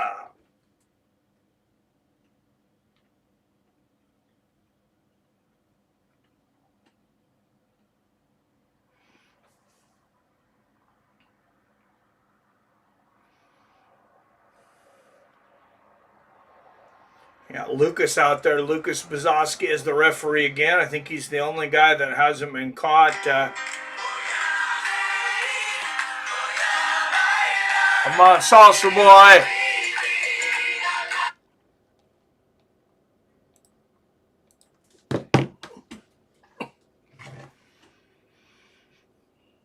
You know what Shamil Gaziev actually looks like? He looks like a Russian Gargamel. Like if I was to picture of Gargamel and the Smurfs was Russian, he would look like Shamil Gaziev. Oh, couple of big right hands from Shamil, and Cortez swinging out of the corner. It doesn't take much from these big boys. Oh, there's a good left hand from Gaziev. Remember, Cortez took this on late notice. Oh, let's end the poll here, boys. Oh, you got 75% for Salsa Boy. Oh, there's a good right hand from Gaziev. I think we might see the effects of Cortez taking this on super short notice, though. Good left hand there from Acosta. Oh, and there's a left hook upstairs. Oh, what a right hook from the Salsa Boy! And here comes the ground and pound. Oh! Another big right hand. I mean, he is holding him with one hand and hitting him with the other. That is some gangster shit right there. Couple of good left hands there from... Oh! What a right hook! And it is all over! Salsa Boy getting the knockout in the first round. Jason Kagan, you're interrupting my salsa dance. This is Rob Kerrigan. Oh, Rob! What's up, Rob? What a shot, huh? Yeah. Sorry, I get so used to Jason calling in, I didn't look at the phone. Gotcha. What's up, man? A whole lot of everything. Things have been good. Good. You know, I live in this new place, made a bunch of friends, so that's cool. Getting high every day with a bunch of people, smoking blunts. That's what life's about, right? Fucking legs still fucked up. But I got these insurance to finally cover those compression boots I was trying to get. Oh, good. Yeah. And I got the medical grade ones too, not even the ones I was looking to like buy if they didn't cover them. I got some like hospital grade ones. They're like $2,500 unit. Oh, sweet. Yeah, it was like the same one I had when I was in the hospital back in 2012 when I was in the bed. They go up to my thigh and they got 8 chambers and it inflates and deflates each chamber and it kind of like massage my legs. So I was having problems sleeping for the past months, and then I finally got these boots, and every night before I go to bed, I wear them for like an hour. That's how long the therapy session is, and I fall asleep like a baby. Well, that's good. So yeah, I finally sucks to not be able to sleep. I was just not sleeping for months. It was driving me crazy. Oh. You just kicking and screaming, going to bed every night. Now I kind of just like sleep peacefully. I mean, a little bit of discomfort, but not as bad as it was. Yeah. My mom just came and left. She was here for a week. That was kind of stressful, but it was fun. Oh, good. Yeah, she bought me new TVs. That's what I'm watching the fights on right now. Oh, nice. How's she doing? She's good. She came out for a wedding. So we went to a wedding last weekend. Nice. And that was cool. Yeah. Have you been the best man at any wedding yet? You probably have. Oh. I just want to hear your best man speech. Rob's usually the one fucked up before they fucking get there. You know, best man here.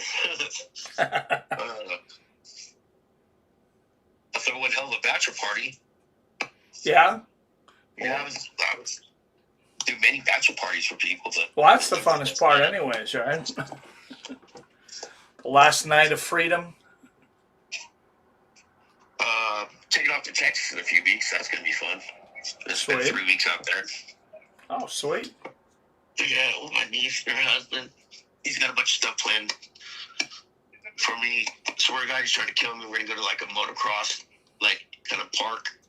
Yeah. It's like you can camp and stuff there and everything. And it's got like different courses. It's got like a motocross course, got an ATV course, a side by side course.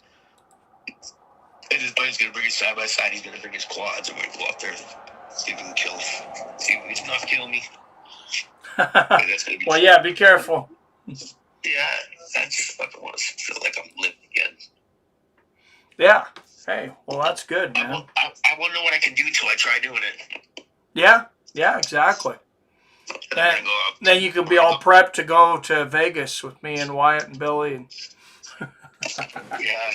We're going to go fishing at a lake. They're going to take me to the Gulf of America to go fishing. Nice.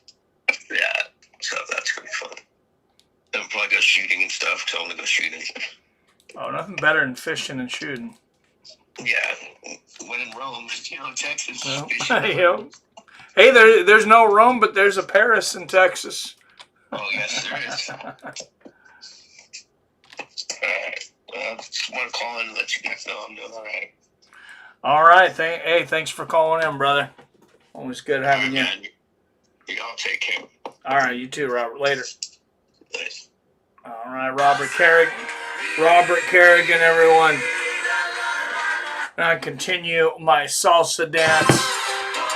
The salsa boy with the big knockout. All right, and Jim with the big donation.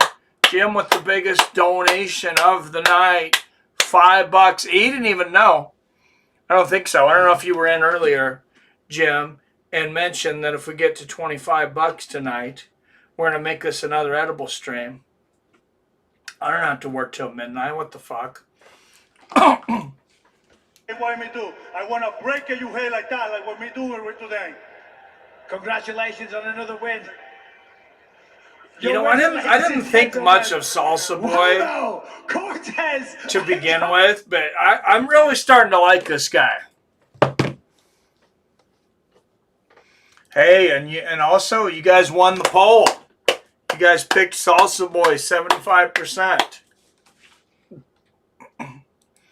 So 1-1 tonight on the poll.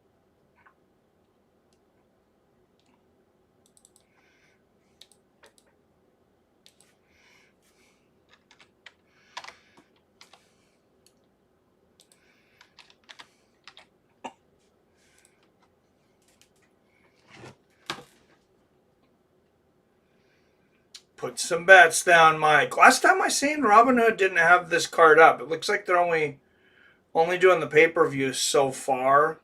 Their prediction markets are kind of starting out slow. Like they're starting to get some college basketball games, but I don't always like to bet them because they don't give you good updates. The college football it does. The college basketball a lot of times it doesn't even say what quarter it is. So then I have to have DraftKings up at the same time because you guys know, no matter where you are, the television stream or whatever, it's always just a few, at least a few seconds behind.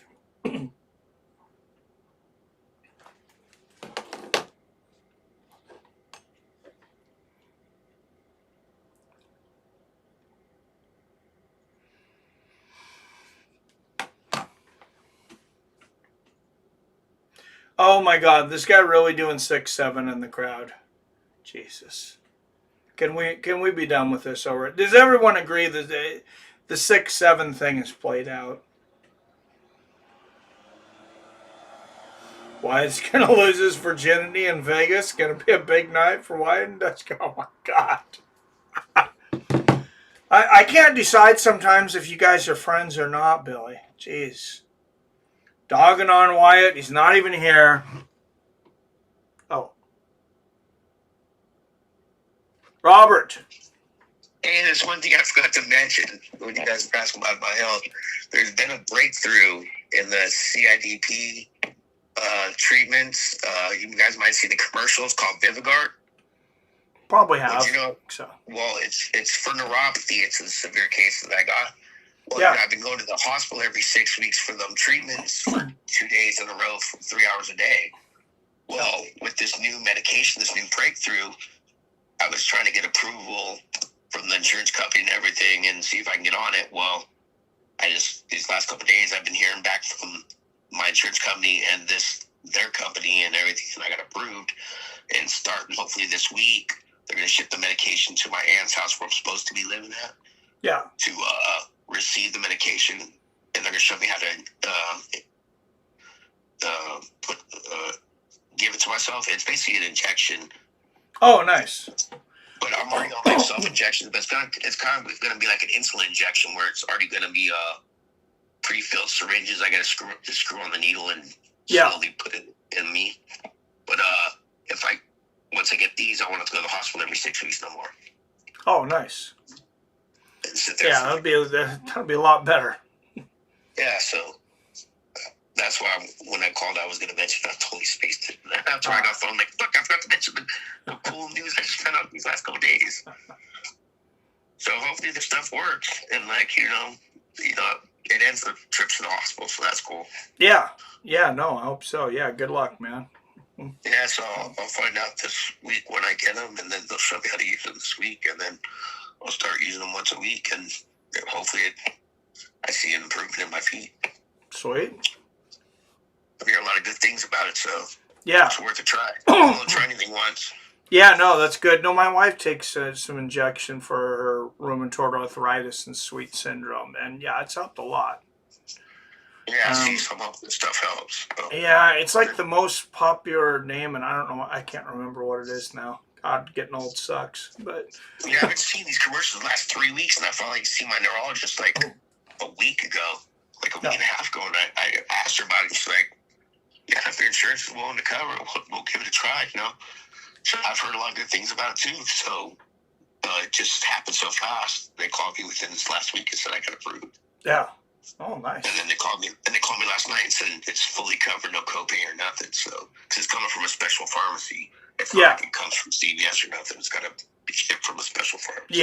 Yeah, that's what she gets her. Emerald, that's what I was thinking. And my wife gets, and yeah, they ship it in a styrofoam container with a bunch of ice and stuff in it.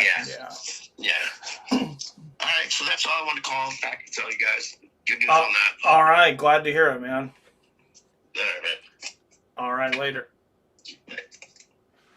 Robert Kerrigan. Good stuff. Yeah, I wish I could bet on every card, though, Billy. I'd put some stuff on this one. We love white. I know we do. My wife has neuropathy, or the beginnings of it. Seems terrible. Yeah, not good. Feet are in a lot of pain. Sorry to hear that, Phil. I say we do Nashville instead of Vegas and stay at Torrin's place. Hey, you're gonna have to ask Torrin about that. I don't know if he's gonna be down for that. That's a lot of rowdy boys in his house. All right, I'm gonna run down and get me a beer, guys. And remember, 16 more bucks in the donations, and I'm gonna drop an edible. I'm gonna bring it up because I know we're gonna get there. I'm gonna bring my edible up. We're only $16 away. Grab my beer, and I will be right back. Oh.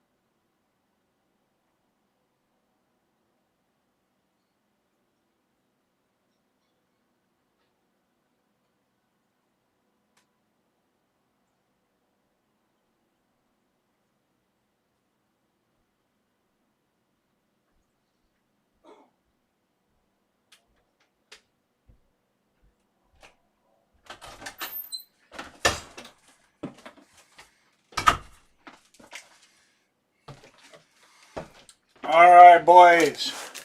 Went downstairs, and I had some bad news and some good news. Bad news was I didn't have any beer in the fridge.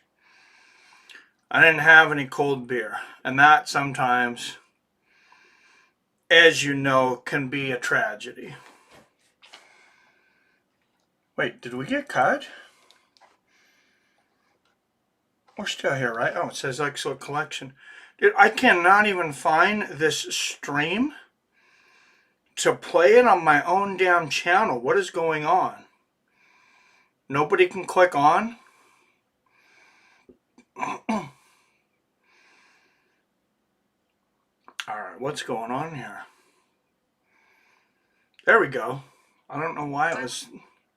Wow, no wonder nobody can come on. It was looking as if it had already ended.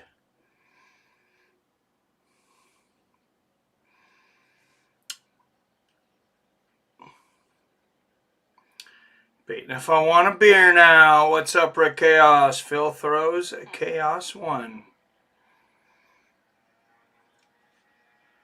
Alright, let me go back in the chat here. I got nowhere to be, so beer it is. We got the eggnog and Hennessy.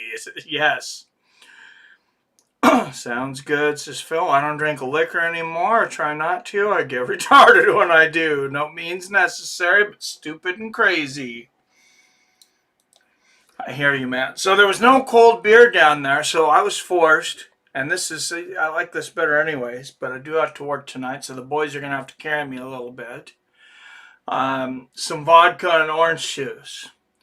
That's one of my favorites. I don't know what you guys call it. And I say some vodka with some orange juice.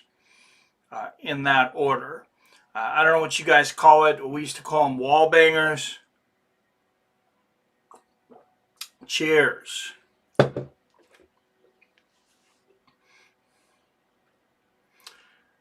October 22nd was 1 year with no drinking alcohol for me. Oh, nice. That's awesome, man. Hey, if you want to stop, you should stop. Or if you gotta stop, you should stop. Boys, is anybody else watching Tulsa King this season? There's so many good shows on anymore. I have not gotten around to Tulsa King, and I've had so much to do at the house. I haven't been watching as much television, but I've watched some commercials. Actually, I think I watched like the first episode or two of that, and it was good. Thanks, Jason. Best and worst year of my life. Nice. Awesome, I rock. I'm going to probably do that in the next few years. It's taking a toll on my body. I hear you. If I'm drinking, smoke weed. Drinking, smoke weed. Hey, I don't have any plans to stop drinking anytime soon. But I'm happy for you. Jason. Hey, I wanted to say this so IROC would hear it in my voice. It's like Dana says about fighting. The minute you think you should retire, you should retire. The minute you should think you should stop drinking, that's your brain letting you know your dick's about to fail you, your liver's about to fail you, you're about to start pissing and shit in the fucking bed, you're about to start doing that shit, and you need to let that shit go. And like Jesus said, my Father gave you all the seed-bearing plants of this motherfucking earth. All right? Smoke weed, fuck the alcohol. I mean, if you ain't got a problem, you ain't got a problem. But, you know, a glass of wine a day is not a fifth every 4 hours. I love you. Stay black. Thank you, Jason Kagan, everyone. And yeah, people tell me I'm lucky, and I'm starting to realize it now that for whatever reason, I have the disposition that I can have 1 to 2 drinks, and I probably have 1 drink most days, whether it's like a beer or not, and never get to 3, and I'm fine with that. Jack Hermansson, 10 years older, 3 inches taller at 6'1". He'll have a 3.5-inch reach advantage at 77.5 inches. If you feel like it, go for it, Phil. You want a good drink? Everclear and grape juice. Dude, I got some Everclear downstairs. Out of the blue corner, a -190 favorite of Sacramento, California. 14 wins against 2 losses. McBecktech Oral By.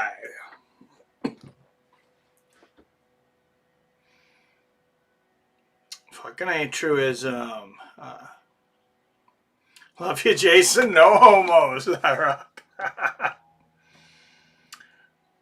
All right, and out of the red corner, a +160 underdog out of Oslo, Norway, 24-9, 2-3 is a UFC underdog, Jack Hermansson. I could not think of his nickname for the life of me. Oh, and I honestly thought I put the poll up for this one too. I'm losing it, boys. Better drink more alcohol. Dan Movetti, the referee for this one.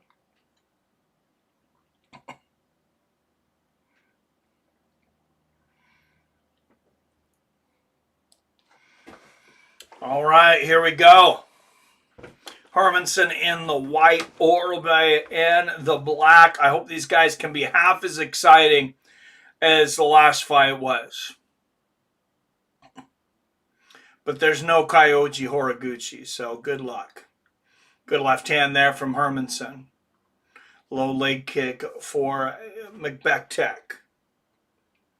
Won't catch me with the DUI. No, and never drink and drive. Hell no. With beer, it takes like 8 to 10 tall boys to get a buzz, but liquor, 2 or 3 shots. Oh, shit. So it depends on how fast I want to get a buzz and how much I can spend. Good right hand there from Oral B. Yeah, I am like an eternal lightweight, and I'm very thankful for that. Oh, good right hand from Hermansson and the push kick to the body. There's a low leg kick from Jack. Yeah, like, you know, like I said, 1 to 2 drinks. I really almost never get to 3, and I never surpass 3. Unless I'm in Vegas. Good left hook there for Oral B. Push kick to the body from Jack. Or if I'm hanging out with people, I haven't seen in a long time. Like if I hang out with you guys, you know, we'll go hard. But you can't go hard all the time or you got to stop. Oh, spinning back fist attempt there for McBecktech. Good left hand on the chin. Jack working it backwards. Lands a push kick to the body. Good defense there from Jack. Dodging some of these big hooks from Oral B, deflecting other ones. Good right hand and a left hook from Jack. Guy finding Jack looked like his parents sat on the keyboard to name him. Yeah, what is it? QWERTY eye up? Got really lucky. I must have had an angel watching me because I did some really stupid shit when drinking.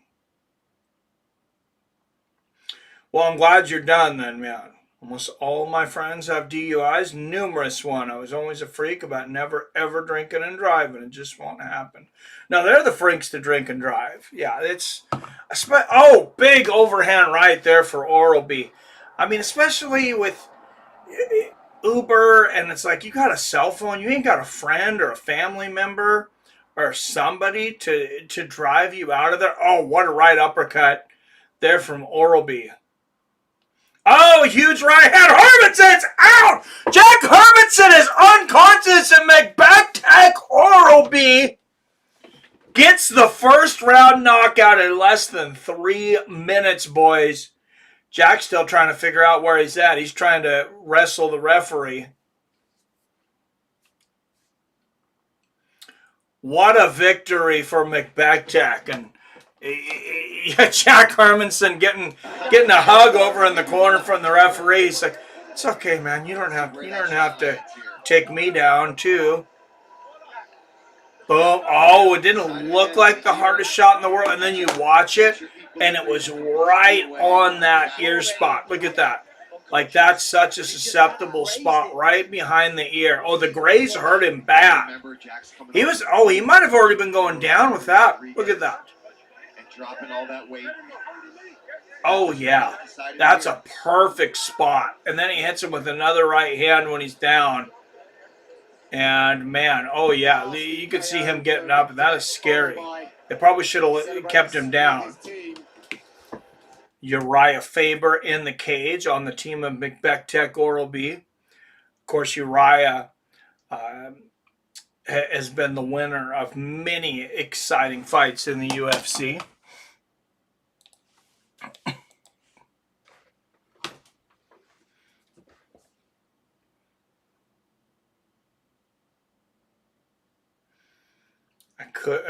Damon Staus, I could have got a DUI, but being honest as fuck, got me a ride home by the police, and the next day they picked me up, took me to my vehicle. Oh, that is awesome. Where do you live that they did that? Shout out to the police there. Jack is now on the washed up board. Yeah, unfortunately, I mean, his star was shining bright there for a bit. Seems like he got a late start in MMA, though, and yeah, I think he should probably get a podcast or something. Oh, I have not had orange juice and vodka in a minute. If you haven't either, go make yourself an orange juice and a vodka. Unless you quit drinking like I rock. I don't want to be responsible for pulling you back on the wagon, but...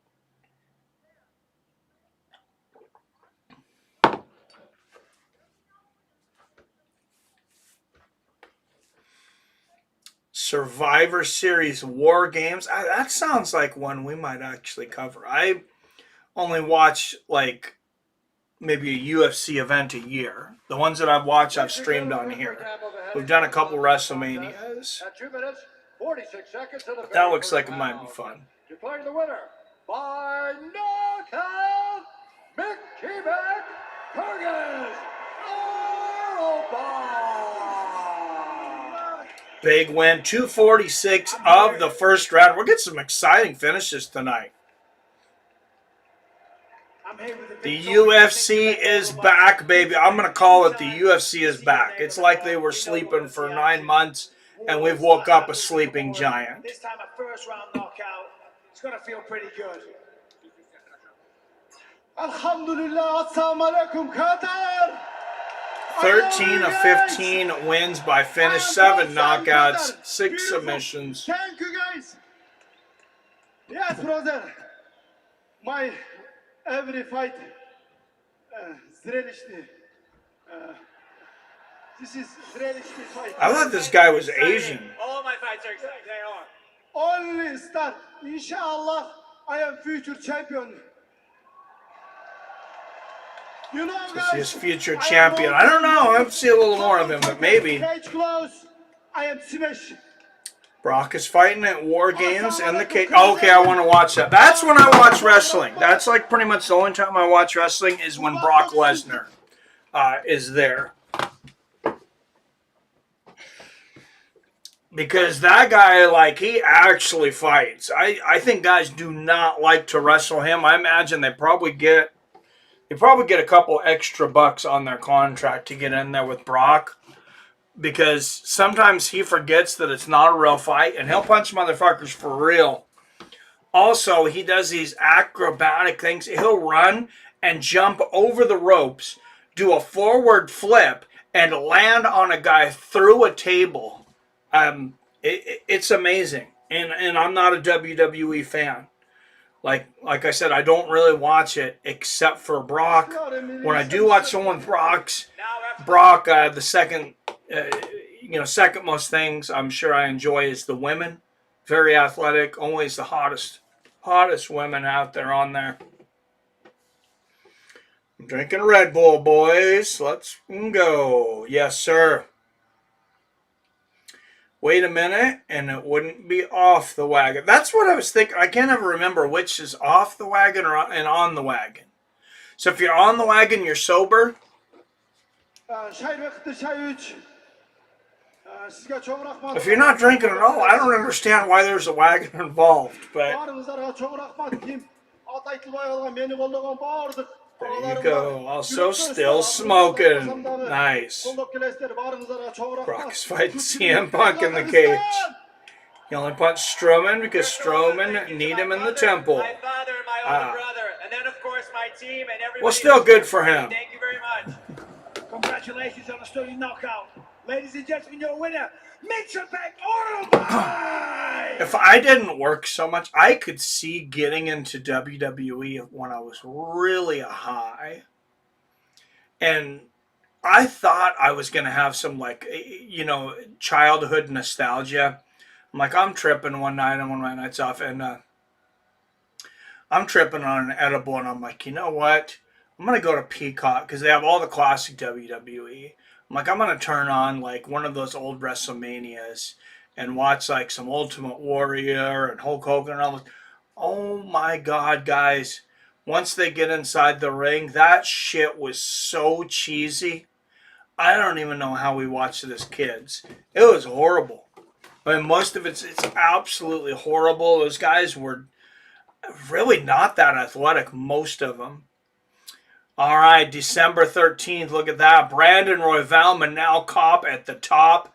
Giga Chikadze return against Kevin Vallejo. Cesar Almeida versus Cesare Alexijic. I can't remember how to do that. Kenzie Zachekwu. Decent card anyways. CM Punk is the current world champion in WWE. Oh, you were serious. CM Punk's going against Brock Lesnar, huh? Interesting.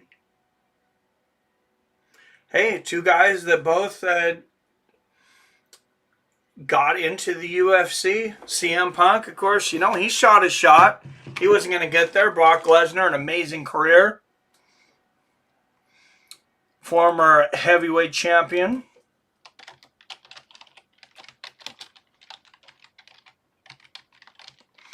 That's like the one for me, though, that I'm like, man, I wish that guy would have gotten into the UFC earlier.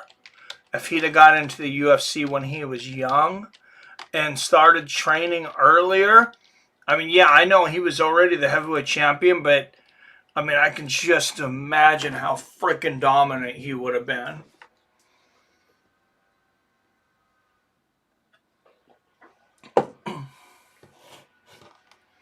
Oh, I love this little promo cut of Qatar with the huge UFC giants coming in there and stuff. Say I feel like television in the United States, a lot of things in the United States, like these companies, they forgot how to have fun.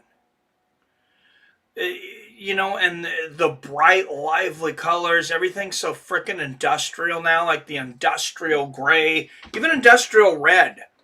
Like on the ESPN logo there.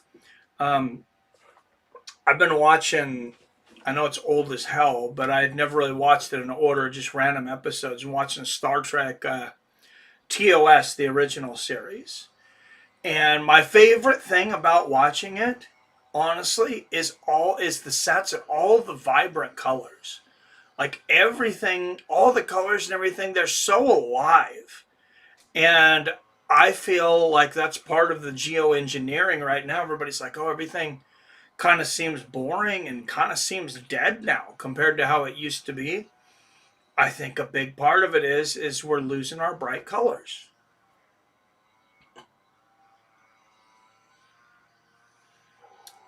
Brock was supposed to fight Cena for the last fight. I don't know what happened. We got no time. I'm so happy it's Oezdemir time. Yes, sir. Cena versus Gunther on December 13th is Cena's last match. I wasn't sure if he had his last match or not, but I knew it was coming up. Gunther is a solid worker. He has earned that. Yeah, I don't know. I mean, hopefully he gets paid well. That's the only thing I think about with WWE guys. Like I said, I care about Brock Lesnar, the hot women, and if people get paid.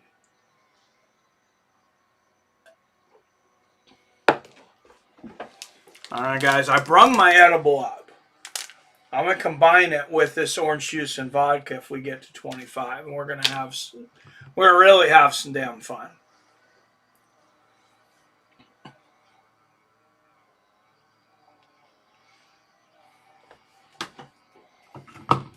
Yeah, look at these beautiful buildings there in Qatar. I'm not a fan of Qatar. They're horrible on their human rights, but whatever. That's not whatever, but you guys know what I mean. That's a beautiful city.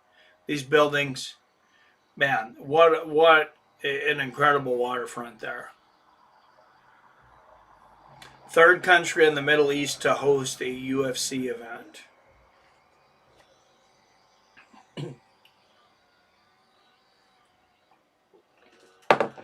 They've had 4 of them. Who got 2? That must have been Saudi Arabia. That must have been Riyadh.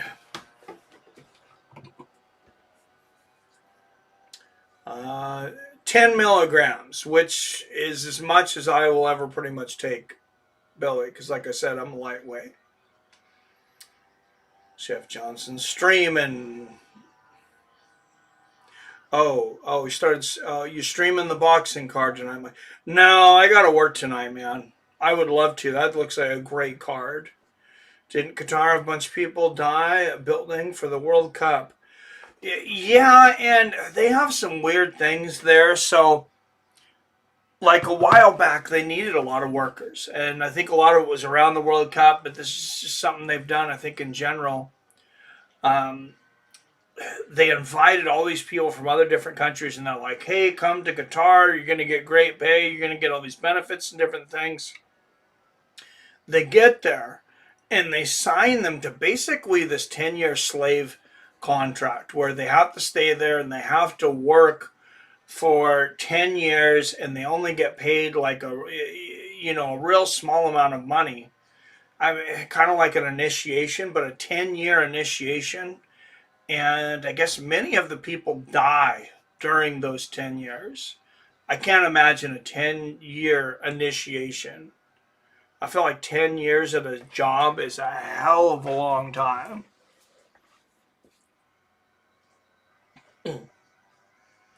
So it says, I see. Yeah, sorry, man. I would love to blow off work, but they would really hate me. It's Thanksgiving week. It's the weekend before Thanksgiving. Yeah, it's going to be busy as hell.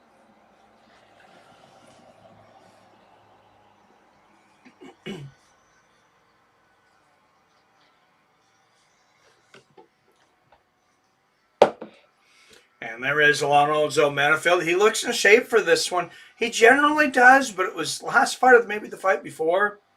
He really looked different. He really looked kind of pudgy and like he hadn't had a great camp.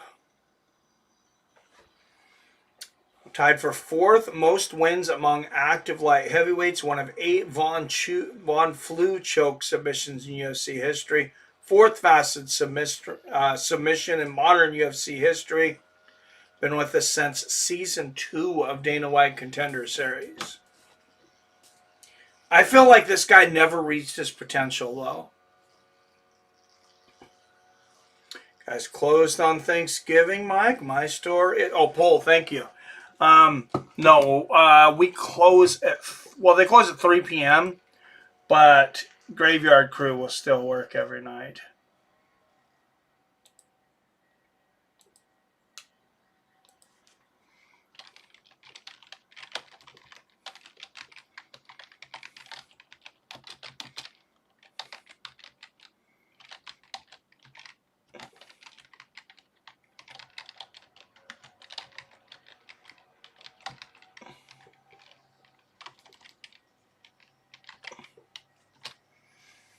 All right, Oezdemir versus Manifield. There's the poll. It's up. Thanks for reminding me, Bill. You guys don't have a lot of time to vote, so hurry up and do that.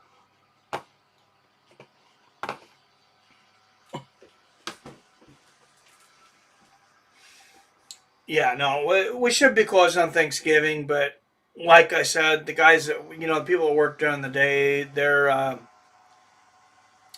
they close at 3. I don't have to work that night. I'm usually off. I've been off Wednesday, Thursdays for a while now. I'm off Wednesday night, Thursday night. I'll run over to Tri-Cities real quick. It's about 6 hours from us. See my parents and family. Hurry up and come back for work. I mean, Black Friday is the slowest grocery shopping holiday of the year. Of course, the biggest retail shopping day of the year. And here he comes. No time, Volkan Oezdemir.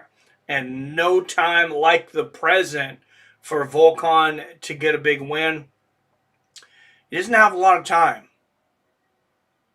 He's got no time, in fact, to get his shit together if he's going to have a big run in the UFC. If he's going to have one more run. He never got up to that upper echelon. Never got that coveted title shot.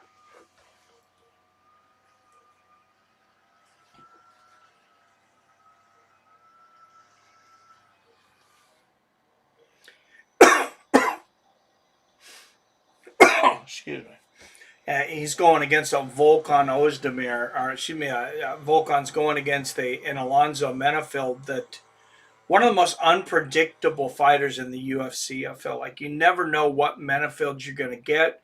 You never know if you're going to get the monster or the mouse. Hopefully we get the monster tonight.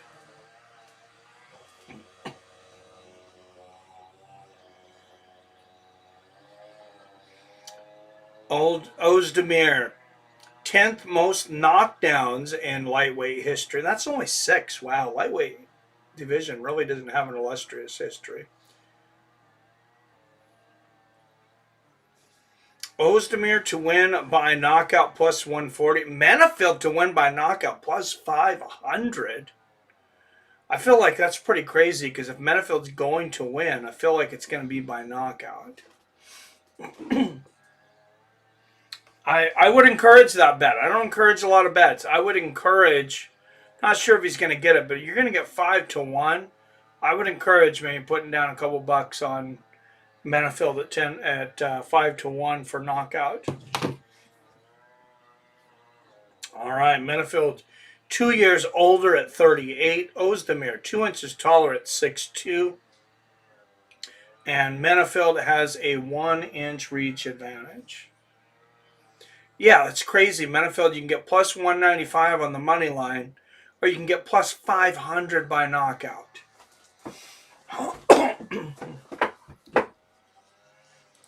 All right, if you're going to vote, hurry up and vote. It's 57% Menafield at the moment.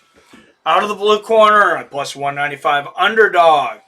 Out of Dallas, Texas, 17-5, 17-5-1, 3-2-1 is the UFC underdog. Presenting the number 14th ranked light heavyweight in the world, Alonzo Menafield. All right, still 57% Menafield. And out of the red corner, a minus 240 favorite out of Freiburg, Switzerland. 20 wins against 8 losses. 3-2 is UFC favorite. Presenting the number 9th ranked light heavyweight in the world, Volkan No Time Oezdemir.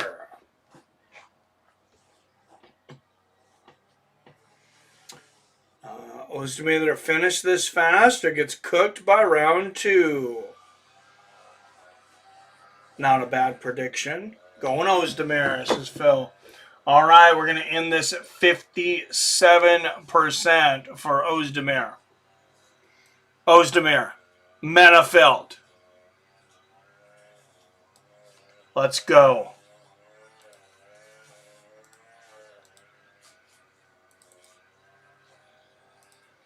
Oh, big right hand from Menafield early.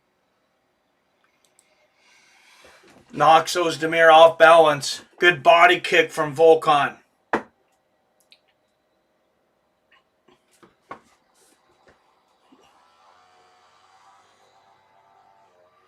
Oh, there's another body kick and a flurry of punches from Oezdemir. A big left hook on the temple from Volkan. Menafield taking a lot of punishment early. I think Menafield's thinking about shooting for a takedown. He keeps backing up. I don't like this game plan for Menafield right now. Eats a left hook there. At 38, I hope Menifield isn't just going through the motions. Oh, what a body kick there for Volkan. And the low leg kick.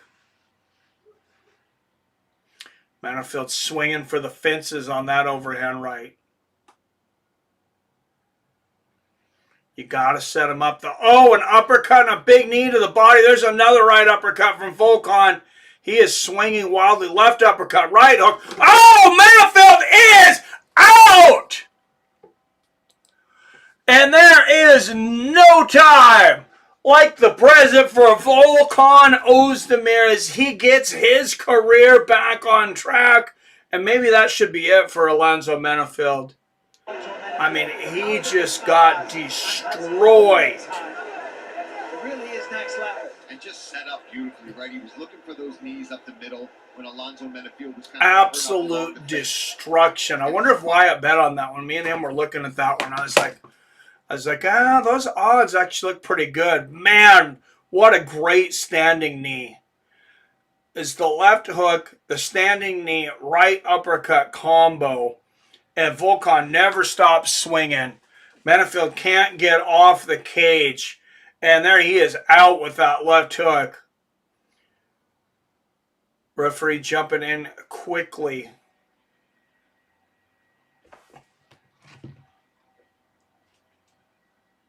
Wow.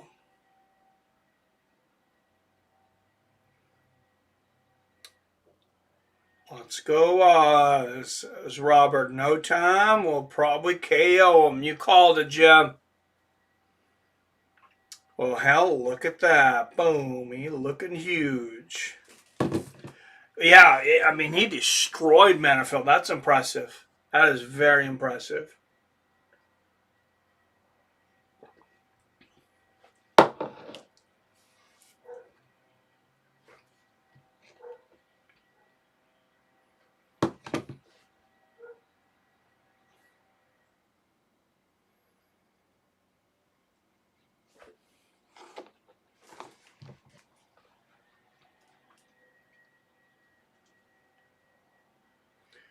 All right, guys, if you do like betting, if you like investing, if you like all that like I do, if you like all that adrenaline, I absolutely love it. I love waking up, looking at my stocks, looking at what bets I can make that day.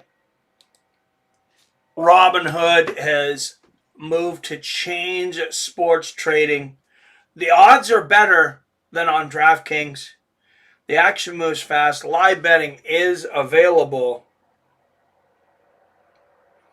And if you use my code today, you get a free stock. If you're not interested in stocks, you just want to bet, you can immediately sell that stock, bet the money on a fight.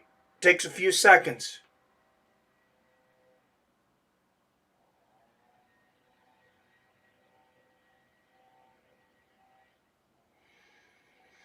Takes just a few seconds once you get it to sell that stock and put it into some bets. Or you can start investing in stocks and sports like I do. There it is, though. Sign up with my link. We both get a special gift stock worth at least $5 up to $400. There's a scooping uppercut with the left hand and then a knee. If we take a look at the screen, I want you to walk us through this. Yeah, big left uppercut, and there's that knee onto the chin. That was the big one. On his punches, because he's a and that's the thing. He's a little bit shorter than me. He loads down. And Menifield looked like a can tonight. It certainly was. It's always a pleasure to call your fights. We're always guaranteed a knockout. I see you still enjoying your work. I don't blame you. Congratulations, brother. Ladies and gentlemen, your winner, Volkan, no time, Oezdemir! Clinical striking performance from I'm not saying he's knocking on the door of a title shot or anything, but you never know. Every streak has to start out with a win. Unless you're Yoel Romero, and you lose 2 fights in a row and back into a title shot. Or Kamaru Usman, who I believe's lost 3 in a row and is probably going to get the next title shot at welterweight. Shavkat Rakhmonov in the crowd. He has something to say about that. 19-0. And you look at the flyweight division, we're talking about Pantoja and Horiguchi. Pantoja's got to get past Joshua Van first. And look at those significant strikes per minute. Joshua Van, 8.86 strikes per minute. Almost exactly double, actually a little over double what Alexander Pantoja lands. Pantoja, 8 wins in a row. Van, undefeated in the UFC at 5-0. Usman is coming off a win to Buckley. Thank you. Yeah, I think he's like 2-4 or something like that. But yeah, that's right. And honestly, I'm fine with him getting a title shot, though. I don't know what you guys think about that, but I'm totally fine with him getting a title shot. Whether you want to call it a legacy bout and say that he didn't earn it or whatever over his career. Who else is there? Leon Edwards just got his ass kicked. Michael Morales, I don't think has quite earned it yet. I don't think he's had enough fights. Of course, Sean Brady's coming off of a loss. Who else is there? Oh, there's Shavkat Rakhmonov. I don't know why they don't want to give him a shot. But other than that, it's Usman. Usman can get a title shot regardless. He put in the work and beat the guy that would have got a shot. Yeah, no, absolutely. I said, yeah, I'm totally fine with him getting a title shot. I just know there's going to be a lot of people that are like, yeah. Oh, look at these prelims. Edson Barbosa. I thought Jalen Turner retired. Must have been a quick retirement. Terrence McKinney also towards the top of the prelims. That guy always guarantees excitement. Win or lose, that fight ain't lasting long. He'll be lucky to make it to the second round. And there is Belal Muhammad. Remember the name, warming up in the back. Are we already to the co-main event? Holy shit. We are. Well, that flew by. All right, Belal Muhammad and Machado Garry up next. There's Ian practicing those. Oh, look, he's really practicing those elbows.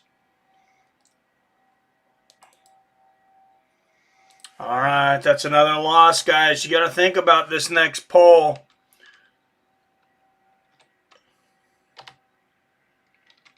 Oops.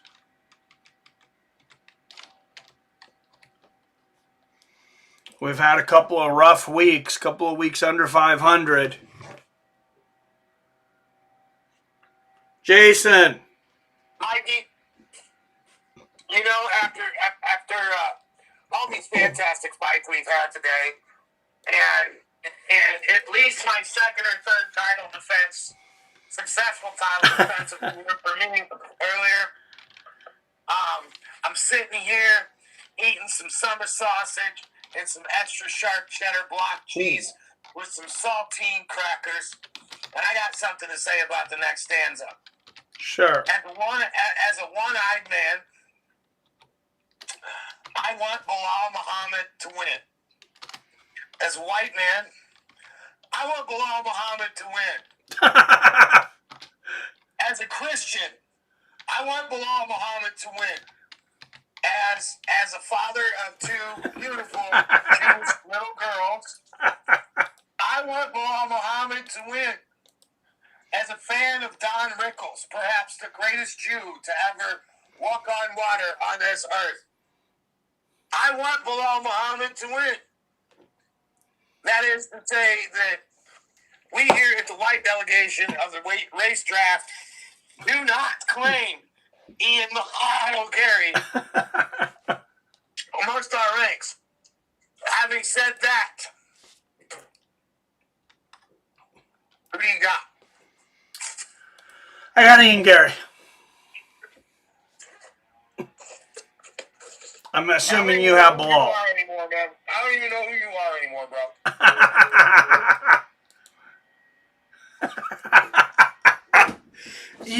After the way you set that up, Jason, how could I say anything but Ian Garry? Phil says, I'm going with Gary. I got Ian by decision. He will take the lead and backpedal to victory. Billy says, Ian by KO. If this is a 5-round fight, I'm picking Belal. Because I think he might be able to gas Gary out. I mean, it's a close fight. I'm not saying I want Gary to win. I'm just saying if I'm betting this fight, I'm not as strong as Arcade. I don't bet with my heart. I take wins and losses seriously when I put my money down.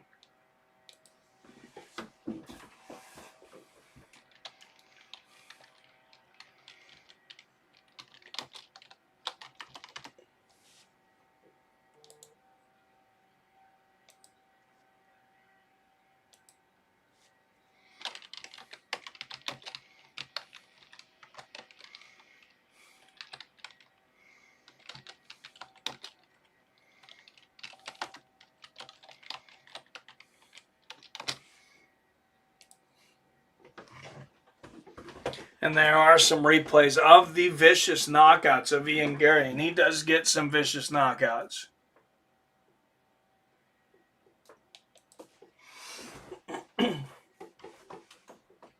But I will admit, also, I've never been the biggest Belal fan. Just never really excited me. Phyllis, I really don't give a shit either way. These guys. Hey, just see a good fight. So hopefully somebody gets knocked out, right? Belal's second round TKO. Rick Chaos, a.k.a. Arcade Chaos, has been... he's been blowing up my phone all week saying, hey, Mike, I think Belal Muhammad's going to win this. I think everybody's wrong. I think the odds makers are wrong. He might be right. Two fuckers are in love with themselves. Yeah, you ain't wrong on that one, brother. Second round KO. I got you on the pin chat. Rick Chaos. After he dealt with losing his belt like a man, I can respect that instead of being one of these fucking crybabies. That's fair. Yeah, no, I respect that too. Phil says, never know. If I was betting money, I would not bet like I do now for sure. Yeah, I hear you. I had to start making smaller bets, Jim, because I was like, oh man, I'm doing good. I had an amazing streak. You can ask Wyatt. I was showing him. Yeah, I was taking a lot of favorites and cashing out, but a win's a win to me. Like if you win money on the bet, it's a win. I had won 19 in a row, and I was betting small. And I started betting big, and I don't know what it is. If it's the betting gods, if it just makes me more nervous. I didn't think it did. It's quite possible.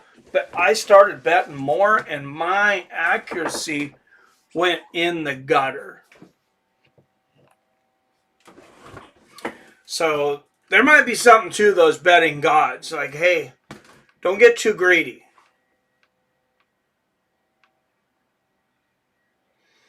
Robert says, Belal wins this. Yeah, it's a pick'em. To me, it's a pick'em. Jason. Okay, here, all bullshit aside, let me cut a promo for you. I'm 2 minutes ahead of you here. Ian Gary's doing his pre-flight check before he steps into the cage. All right. Ian Machado is better, younger, everywhere on paper except for wrestling. If Ian gets a chance to stun Belal or use the fact that Belal only has one fucking eye, early on in the match, I think Ian Garry can pull it out. However, I believe you're discounting the fact that they are in fucking Qatar, okay? And that fucking Belal Muhammad's got a lot of motherfucking pressure behind him. And fucking Ian Machado Garry is long, and he's fucking lean, and he's take fucking downable.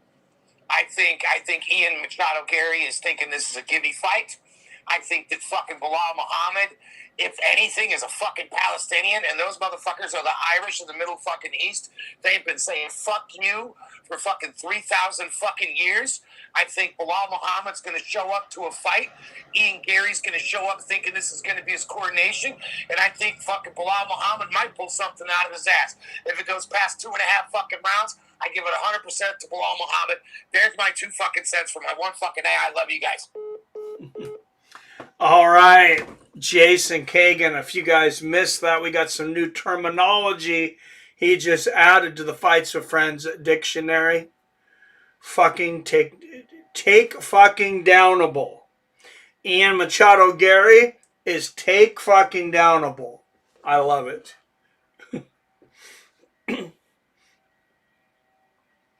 Guilty of betting on who I like, not who is actually better fighter. Yeah, that's tough, man. It's tough to bet against the fighters that you like. I do that with the Mariners. And I've never bet against my favorite fighters, I guess. I never bet against Izzy. I wouldn't bet against Anderson. I might not bet on a fight. And then when I'm betting baseball, I don't bet against my Mariners.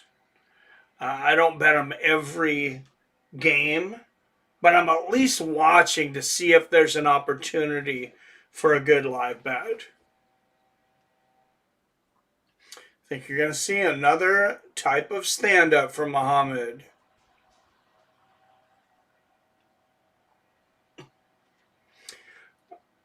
All right, guys. There's only 2 fights left. Fuck it. Well, I'll take the edible now. We didn't get to 25. Fuck it. I'll take the edible. It's probably going to hit me fairly quickly because I just downed a 16-ounce wall banger.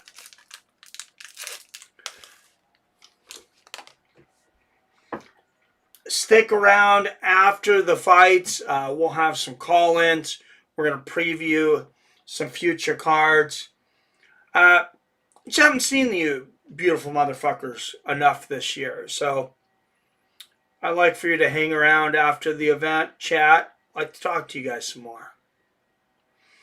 All right, here comes Belal Muhammad, 2-0 UFC record in the Middle East. That's important. I can sway some odds. In my book, in my sports book, that's worth 10 to 15 points.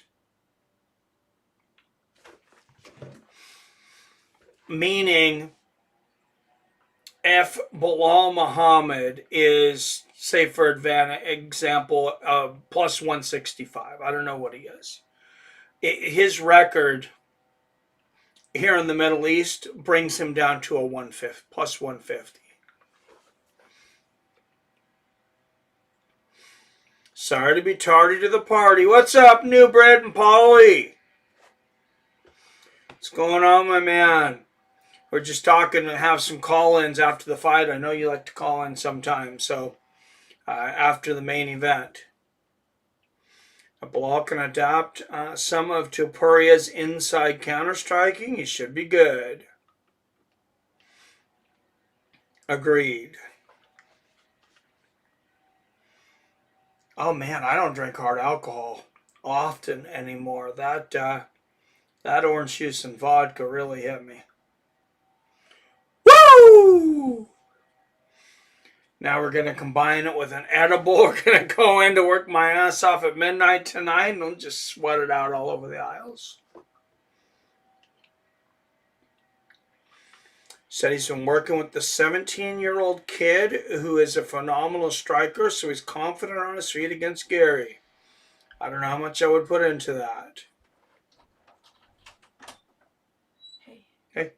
I'm taking off. I'll probably be gone 3 hours or so. Okay. Love you. Have your time. Love you too. Bye. Did you borrow my Hamilton sweater last week? Oh, it's in my car. Okay, that one is my favorite sweater. And it's I know. I didn't realize which one it was when I grabbed it. Took it off and put it in the car. All right. Can't say I necessarily want Arman to beat Dan, but I'm not a fan of Hardy, so I'm rooting for Arman. You're not a fan of Hardy? Or Hooker, you mean? It's not Dan Hardy, it's Dan Hooker. Were you thinking of Dan Hardy? I didn't think anybody did. I thought everybody liked Dan Hooker.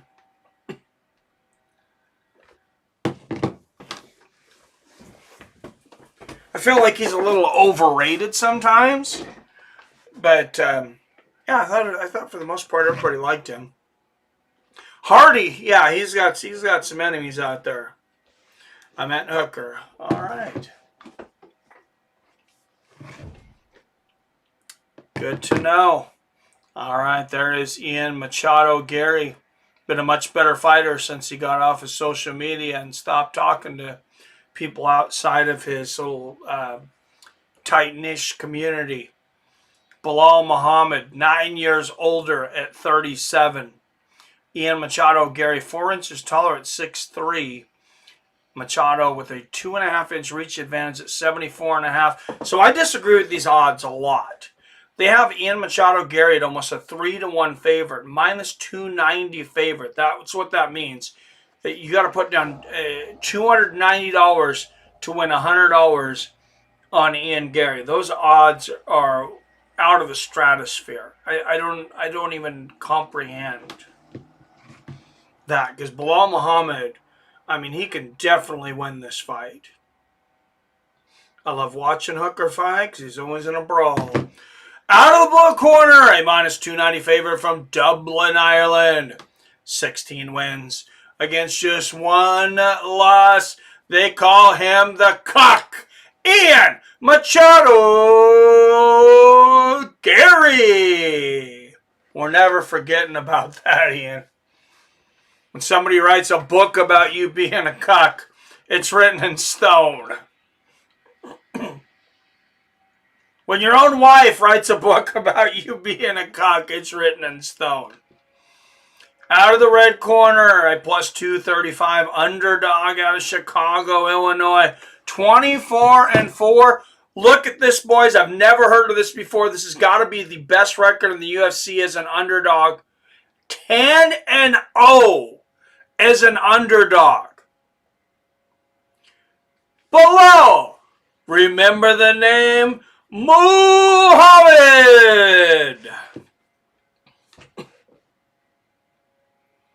Fucking eye poke already. He's in New Zealand Cholo. Nah, he won't ever live that down. Cucky McGarry. No. All right, Rich Mitchell is the referee. Please, no spoilers as we get excited into our co-main and main event. I did not. ESPN pissed me off, guys. I'll be honest with you. They pissed me off. I canceled my ESPN. That's why I'm on the pirate box for this one. It's a pirate's life for me. Good little leg kick there from Garry. Garry going up for the head kick, blocked by Muhammad. Muhammad definitely aggressive with the striking early.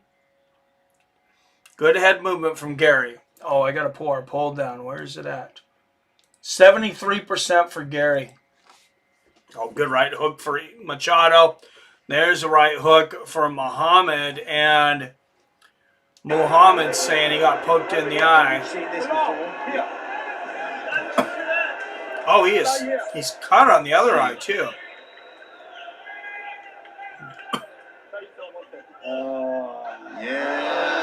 Yeah, you got to start taking a point away for that. It's an open hand. He poked the finger straight into the eye. At least. Doctor! No coaching. Over here for me, below. And Muhammad looks at him weird. He got poked in the fucking eye. He should be able to get some coaching, to be honest. For his eye. You got to start giving these guys something. He got poked in the eye. This is not his fault. Stay here for me, right? No nonsense. Rich Mitchell not happy with the medic. I mean, literally seconds into the fight, this is far from ideal. Watch your Where's fingers the now. blood coming from? That's all scratch in the cheek. From the fingers? I think he's supposed to be wiping the eye, though, the right eye. Yes. Yeah, it looks like he scratched him with the... That's got to be from a scratch. You can see how long that cut is. That's a fingernail scratch. I'd like to see earlier, rewatch the beginning of the round. I'm guessing he scratched him with the other fingers earlier, and Muhammad, like a champ, hits him with the right hand at the same time. He has up to 5 minutes. You tell me when you're ready. So I was saying, one thing that gets forgotten. This referee's an asshole. Okay, watch your fingers. You don't need to be screaming at Belal Muhammad. He's the one who got poked in the eye, dude. All right, here we go. 4:24 left in the bout. We're going to kill the time clock. Another eye poke. Oh, good push kick to the body from Garry.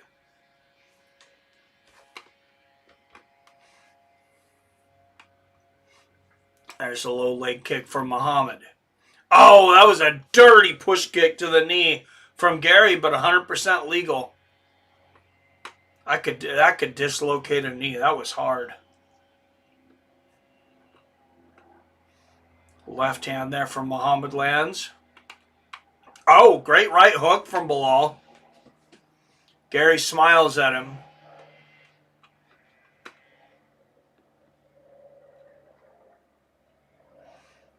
And also, I feel like Garry has just become the bad guy, and not a likable bad guy, like a Chael Sonnen. Oh, good right hook from Muhammad.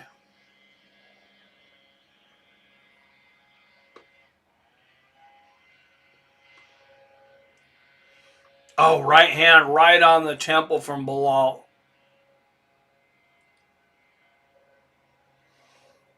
And there's the left from Muhammad. I just wish Ian would... I wish he would embrace the bad guy role. Like, that would make him a much more interesting personality.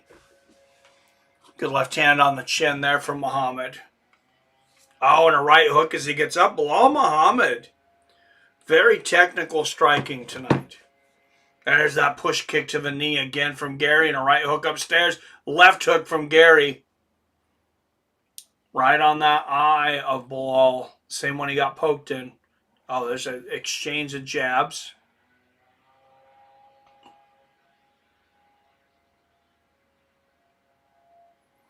Good left hook from Muhammad. Oh, that low leg kick floored Belal. Put all his weight on one foot, and Garry seen it and swept his foot out from underneath him. There's a good left hand from Ian.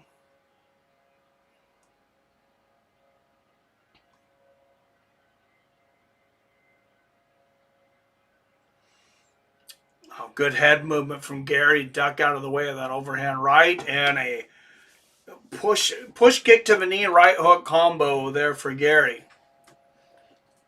And Muhammad clinches. Let's see if he can take Garry down. Right now, he's striking in the clinch effectively, too. Right hooks upstairs into the body. Oh, their heads pushing right against each other. I can't help but think of Arman Tsarukyan headbutting Dan Hooker at the face-offs yesterday.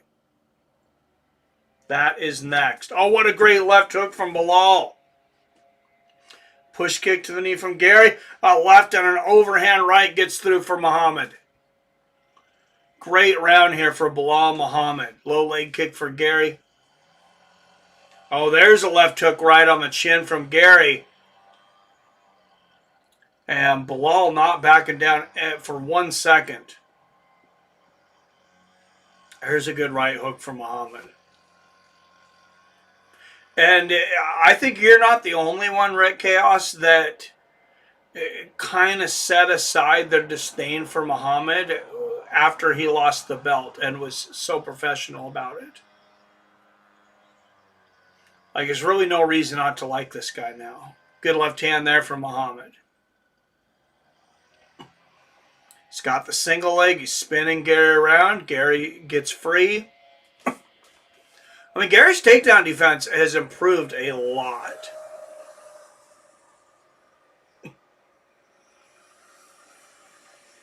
Oh, nice elbow in the clinch there from Belal.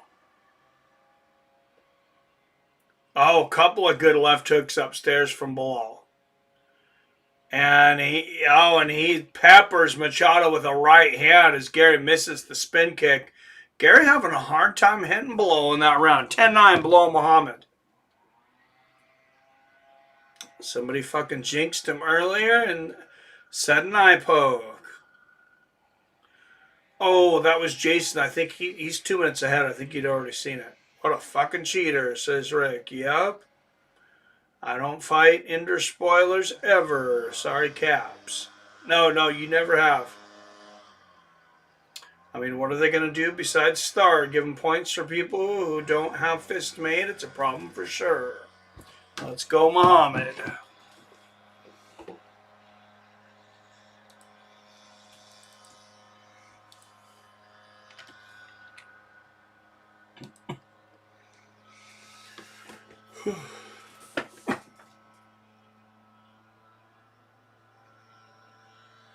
Ha! That's a great Bud Light commercial with Dustin Poe. Yeah, I hadn't seen this yet. He's kicking the copier. He's breaking clipboards.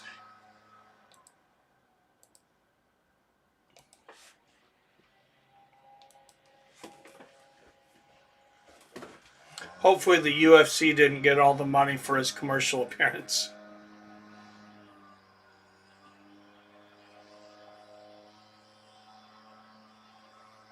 There's that push kick to the knee from Garry again. Those are hard kicks. Oh, right hand and a big body kick with the left leg from Garry. And there's that knee kick again. Garry already starting this round off better. Oh, big right hook from Belal. And there's a 1-2 for Muhammad. And the body kick. A rally here for Muhammad in the second.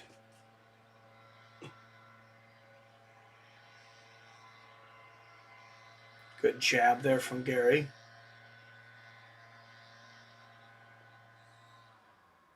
Four minutes left in the second. There's a good left hand from Belal. Oh, I should not have combined the wall banger and the edibles, boys. It feels like it's just going to make me tired. No matter who wins, I feel like there's going to be a rematch. Yeah, maybe. I mean, what are they going to do besides start? Yeah. Oh, good spin kick to the body there from Garry. And there's that push kick to the knee again. That's a brutal kick. Especially the way he throws it. Oh, and a combination of the body and Muhammad going. This is his most aggressive attempt at a takedown here. Now he's hanging on Garry up against the fence, landing knees to the thighs.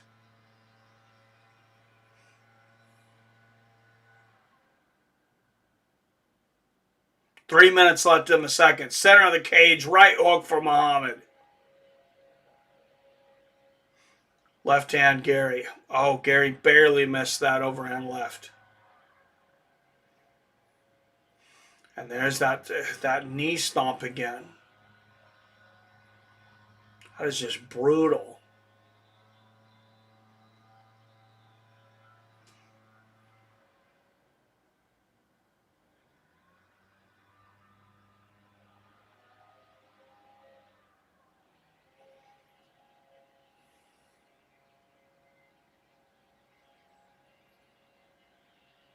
And Muhammad with the body lock up against the cage. Come on, guys. Break through. Break through. We need some excitement.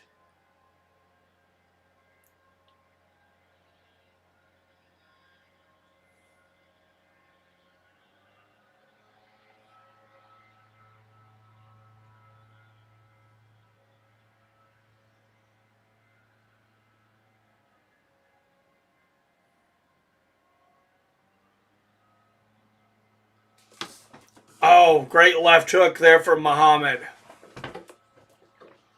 Straight right from Belal. Belal moving forward. Eats a right hand from Garry.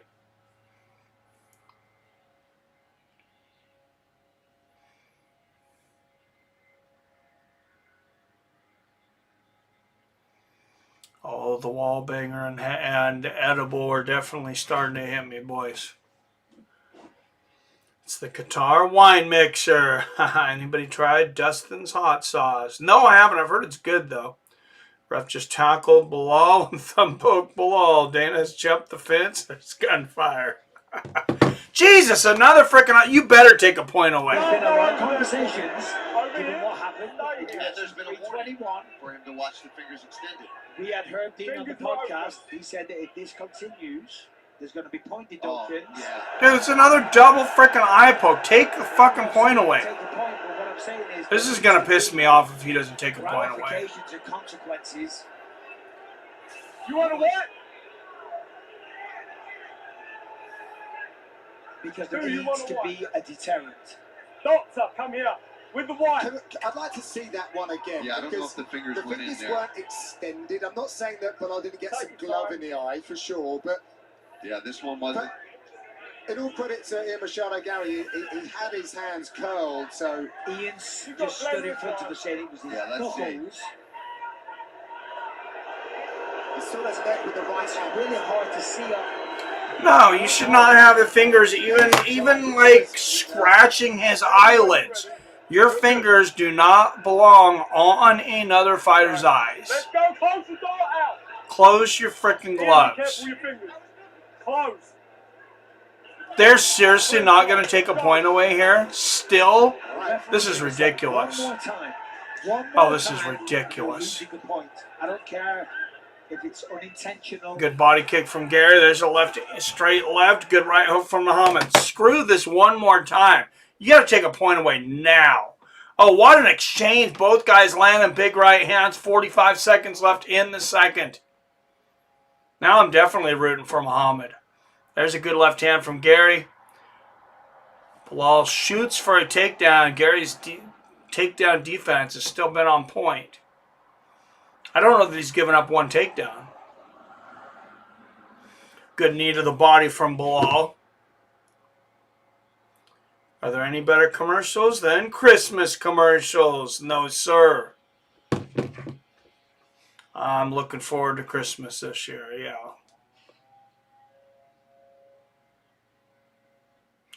All right, what's the greatest Christmas? We got to do a poll for this. Jason mentioned Christmas.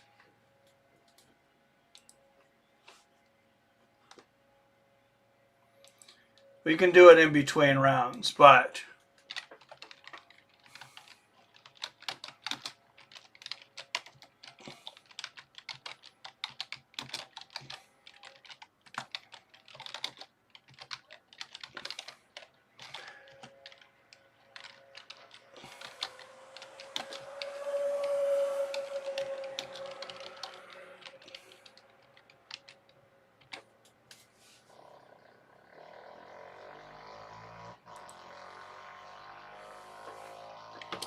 all right. I think you guys probably know what two movies this is going to be between. I know some people, or you can vote other. Because I know Christmas Story is going to be a lot of people's favorites too. It's not of my top three anyways.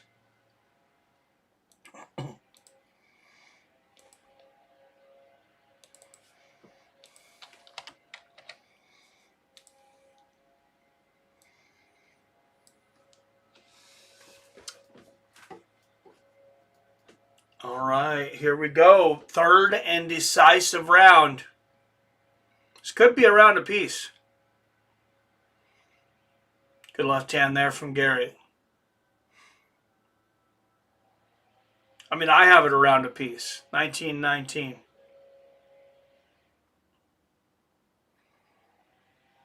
There's a good right hand from Muhammad. Double left hook from Belal.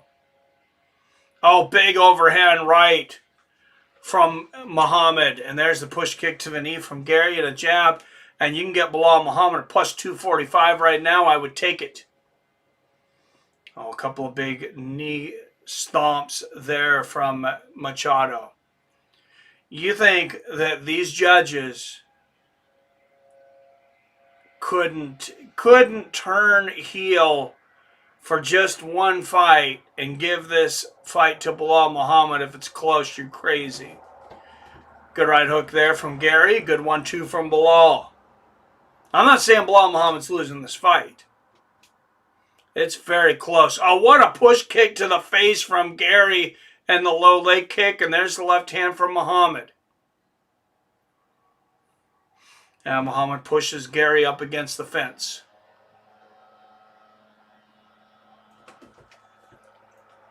And Belal shooting for a takedown, not able to get it. Oh, what defense from Garry, ducking under that elbow from Belal. And there's that push kick to the knee again from Garry. Good 1-2 there from Belal. Straight right lands for Garry. Coming down to 3 minutes left in this fight. Good double jab from Garry, and Belal shoots the double leg. Can he finally get it? So far, Garry's takedown defense has been perfect. Good right hook for Muhammad up against the fence.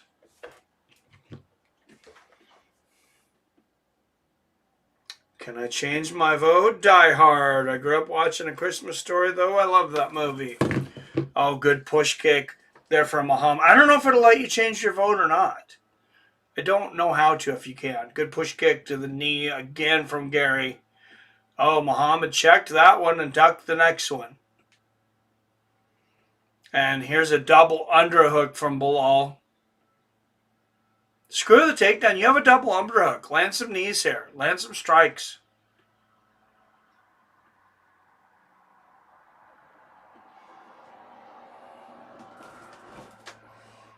Good right hook there from Belal. Oh, he's got his hand right holding the top of the cage, though. This referee's got at least warned for that. I know Belal's gotten screwed with all the eye pokes, but got to at least be a warning. And now Machado with double underhooks. Oh, and he just falls over.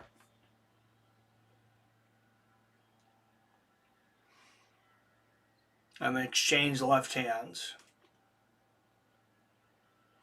There's a good left hook from Belal. I feel like if Belal's impressive in this last minute and a half, he's going to get this decision. Good exchange of right hands. 1:20 left in the fight. Left hand on the chin for Belal. Oh, he recovered quick from that missed head kick. Belal spun around and immediately dove for the takedown.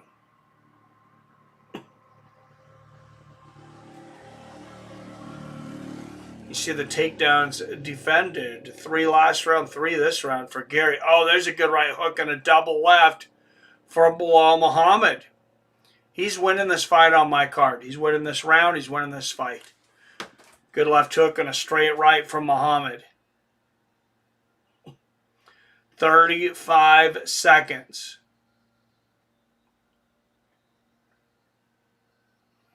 Will Belal get the decision?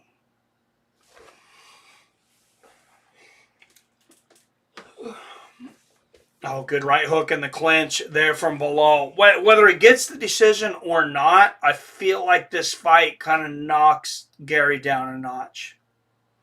Oh, good right hook from Belal and the head kick. Garry throwing a desperation spin kick and then a standing axe kick. Neither land. And there it is. Both men raising their hands. 29-28. Muhammad. That's my card. Like I said, I think you should have took the plus 245 on Muhammad when there was like 3 minutes left in the round. So far, I see this as Belal ahead. Me too. Jay says, me too, Jim. Jingle all the way is A Christmas Story. Garry fights the same every time, and to me, it's boring. He was boring in that fight. Yeah, I thought Belal was much more entertaining than he was.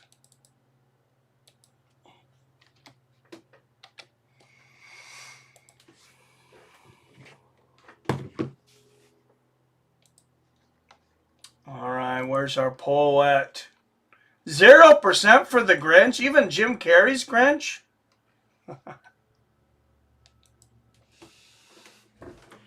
Now, it's hard to say. National Lampoon's is so good. That's probably my favorite Christmas movie. The Grinch is close. The Jim Carrey Grinch is very close for me.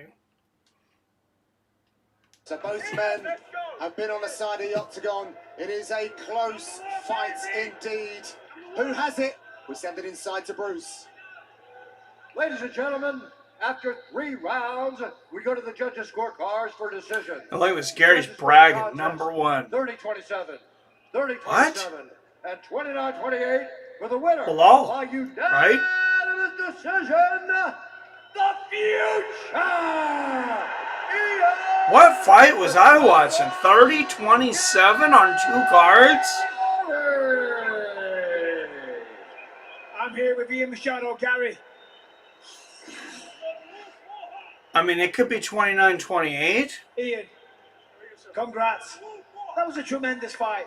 A good. How does that get to 30-27 Did though? Belal surprise you here tonight? Because I know you were. He lost. I thought he lost the 3rd round convincingly. What's the stats on There's that? a reason why he was the world champion, and there's a reason why he hasn't been finished in 9 years. I hit that guy hard. I hit him very hard, and he just kept coming. I don't know. I don't agree. Open early. Boom, boom, boom. He was looking. I don't know if it's a robbery, Dan Stout, but it wasn't 30-27. I was surprised that he beat MVP. Yeah, me too. Glad I didn't change my vote. Don't think you can anyways, Phil. Got this guy that was here a minute ago. Well, hey, we got to win on the polls. You got Islam Makhachev at the top of the division. You got to be ready to be able to stop people. I'm telling everyone this now. I'm phenomenal on the feet. I'm phenomenal on the ground if you can get me there. Obviously, the welterweight division, we know it's on fire lately, and we know what you want. But There you go. Embrace the bad guy, Gary. Who do you want to fight next? Listen, I just beat the #1 ranked welterweight on the planet, Belal Muhammad, former champion. There is nobody else above him other than the world champion, Islam Makhachev. Belal couldn't take me down, so Islam, you try to take me down. I'm telling you now, I'm the best in the world, and you have a duty to defend that belt against the best welterweight on the planet, and you're looking at him. It's Ian Machado Garry. You come into my division, then you show up wherever you want in the world, and I'll be there. And I'm taking that throne from you, and I'm ending that continuous streak. You're done. There is nobody getting in the way of me and my future and me and my dreams. So sign the contract, and I will see you soon. That's the way to make a case for a title shot. Your winner, ladies and gentlemen, Ian Machado. All right, a little more convincing in his trash talk afterwards than he was during the fight, but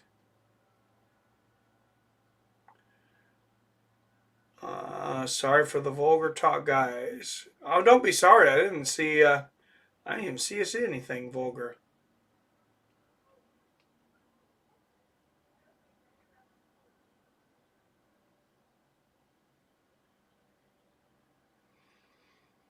I don't see anything vulgar in the chat. Good promo. Yeah, it was a good promo. Like I said, he's a much better bad guy. He should stop worrying, and I think he did now.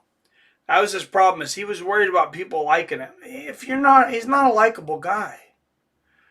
It's like, dude, if nobody likes you, be a heel, take the money. Be an Angel Reese. Imagine if Angel Reese tried to be a sweet princess. No one would know her name.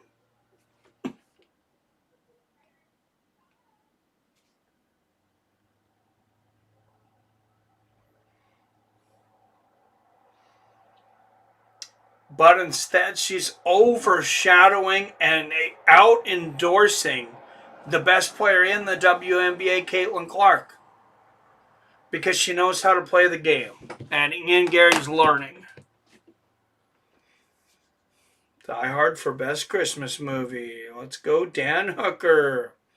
Talked a lot of shit about knocking him out. He's just a punk ass. Yep. Agreed. We start watching Die Hard on Christmas every year for over 10 years now. DC would have been a great heel, but he tried way too hard to get people to like him. Oh, Chef Johnson dropping the Thomas Edison $10 as Hooker by eye poke. I like it. $10 donation, Chef Johnson. Thank you, sir. We'll get us to 25 anyways.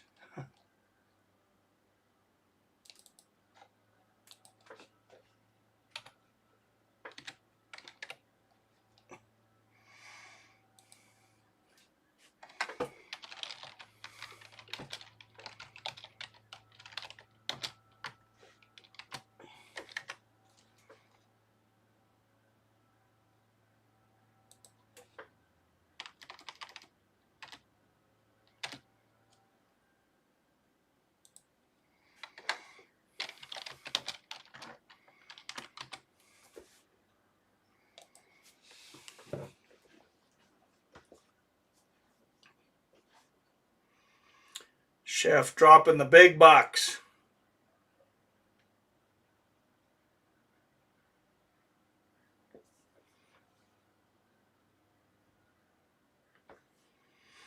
Oh, and Jim with another $5 chat. Thank you, Jim. $24 on the night.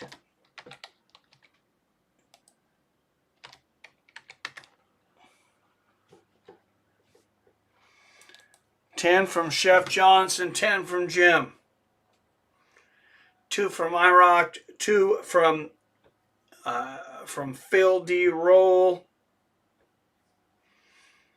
Nice. Rick says, I want to see it. Gary Islam, make it happen, UFC. Oh, yeah, Gary ain't getting off the ground. I don't think so. Drinking Canadian beers today, as usual. Nice. Kokanee, Labatt Blue, a little bit of each. What do we got there? Modelo, what's some other Canadian beers? Chef says, Jim, let's go. Yes, what's opinion on the Dylan Dennis brawl last week? Dylan Dennis is a punk, and he gets whatever he deserves, even if he didn't start it. Can't stand that guy. He's the worst kind of troll, because he doesn't know how to troll, and he gets online and he just starts yapping like a freaking, like, you know that like 12-year-old punk when you were a kid, never says shit that makes sense, but he's just constantly fucking yapping. Everybody wants to smack him. That's Dylan Dennis. Like, he can't even be a good bad guy.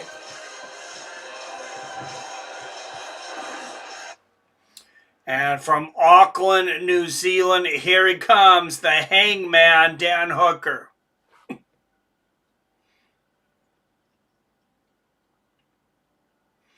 Labatt Blue, nice. What's your opinion on it, Paulie? Dylan knows how to play the heel. He's probably the most popular pro fighter in the next fight in the UFC. Oh, they're not going to let him fight in the UFC. I don't think so. Or are you saying it's not in the UFC? I feel like if Islam would have moved up, the welterweight belt would be rotating hands a lot. Oh, if wouldn't have moved up. Yeah, no, I agree. I agree. Because, yeah, I think there's a few people that could have beat Jack Madeleine. Not that he's not a good fighter. He definitely is. But I think Ian Gary would give him a good fight. I don't remember if those two have already fought, but I feel like that's a good fight. 3-fight win streak here for Dan Hooker. One of 8 fighters in UFC history with knockouts by 4 different techniques. Punches, elbows, kicks, and knees. 9-2 UFC knockdown ratio. Shavkat Rakhmonov also definitely matches up well against everyone.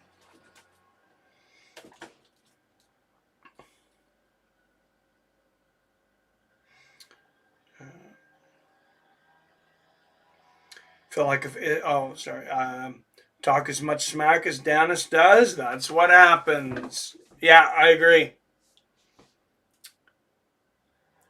What's effing up is there are fights all the time, but Dylan gets in one, and he's made a martyr. Dana's an asshole.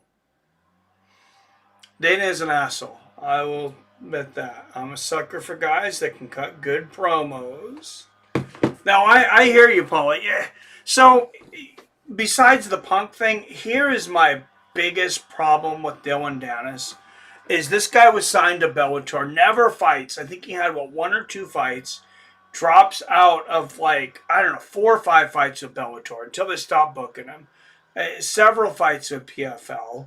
He drops out of several boxing matches. He finally gets in there in a boxing match and gets disqualified because he won't stop breaking the rules. He thinks it's funny to go for takedowns in the middle of a boxing match.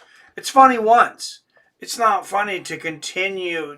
You continue doing that, you're just being an asshole. Because that's not, you know, what do they say? You're not cheating. You're not winning if you're not cheating. Rubbing is racing. All that stuff. Like, that was just too blatant.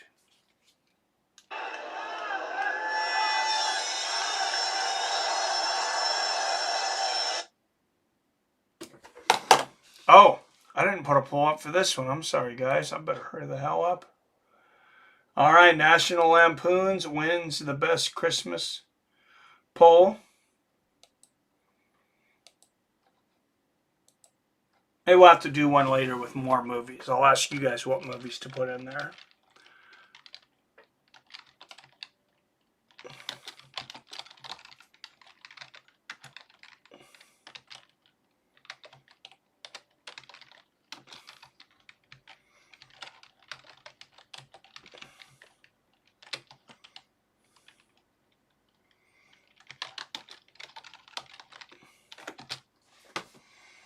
And here he comes, Arman Tsarukyan, #1 contender.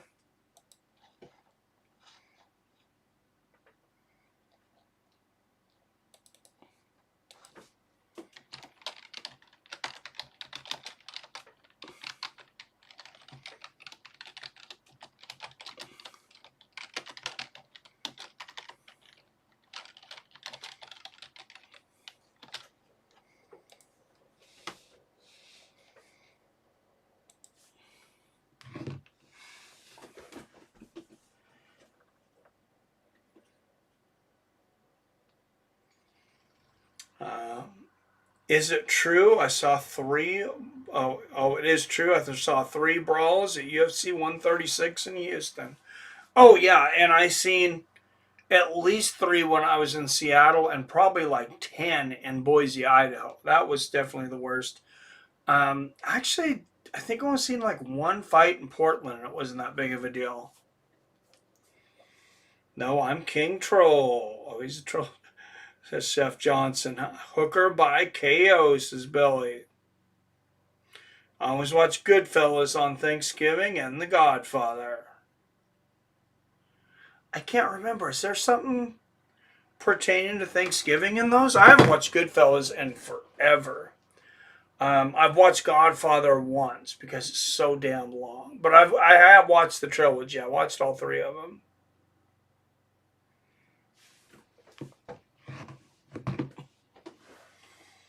Now, those sound like some good ones to watch. I don't think the rest of the family would be on board with that, though.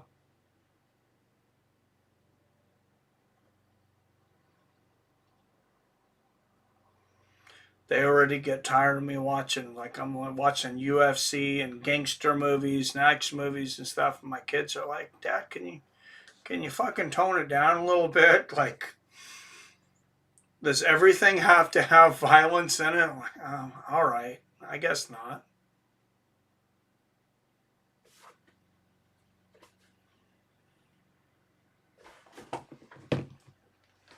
Like, are you guys really my kids? We might have to have a DNA test. Never go against the family. Yes, Billy. All right, Dan Hooker, 6 years older at 35. 5 inches taller at 6 feet. And he has a 2.5-inch reach advantage at 75 inches. Hooker, most UFC fights on today's card with 22.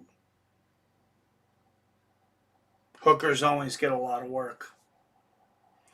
All right, ladies and gentlemen, fights with friends, family, the boys. It's that time. 5 rounds in the lightweight division. Let's fucking go! The referee for this bout is Mark Goddard, brought to you by the donations of our Fights with Friends family, Chef Johnson, Jim, IROC, Phil D. Roll, and the premium members in here, Chef Johnson, Jim, IROC, Phil D. Roll, Arcade, Chaos, PBR, Street Gang, if you're still in here. Am I missing anyone? If I did, I didn't mean to. Then I didn't see you in here.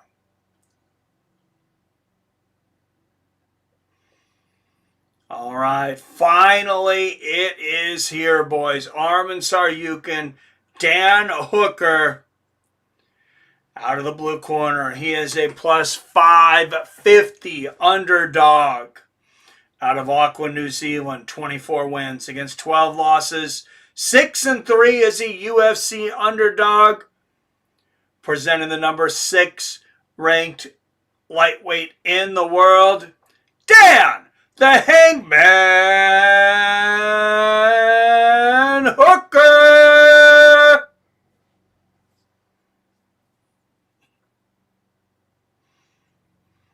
And out of the red corner, this man is a minus 800 favorite out of Yerevan, Armenia. 22 wins against just 3 defeats. 9-1 is a UFC favorite. Presenting the number 1 contender, the number 1 ranked lightweight in the world, Arman Tsarukyan.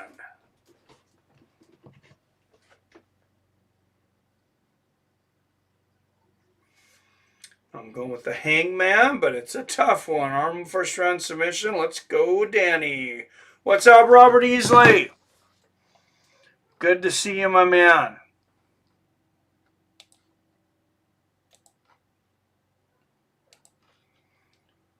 All right, let's hit the poll. Arman, 62% of the votes going to Arman. He is the winner of the poll. Let's see if he's the winner of the fight.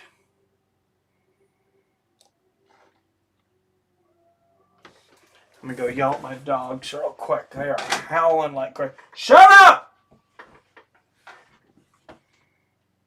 They know what that means.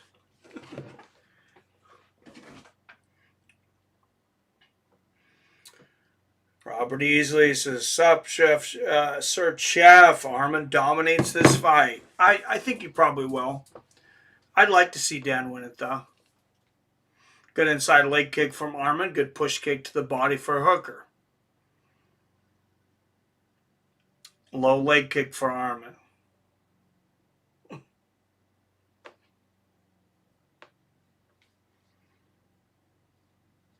Oh, what a body kick there for Dan. Low leg kick for Arman. And Arman's on the inside. Look at the takedown defense so far for Hooker. Oh, somebody stopped you. Arman might be in trouble here. If he can't take Dan down.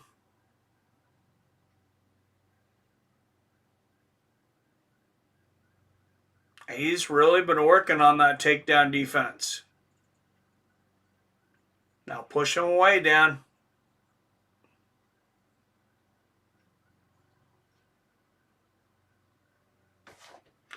I did not expect this kind of takedown defense from Dan Hooker. Oh, big knee from Arman, and there's a left hand. Left hand lands for Hooker. Oh, head kick, Arman. Hooker goes for one of his own, grazes Arman. Oh, big right hand and a left hook for Tsarukyan.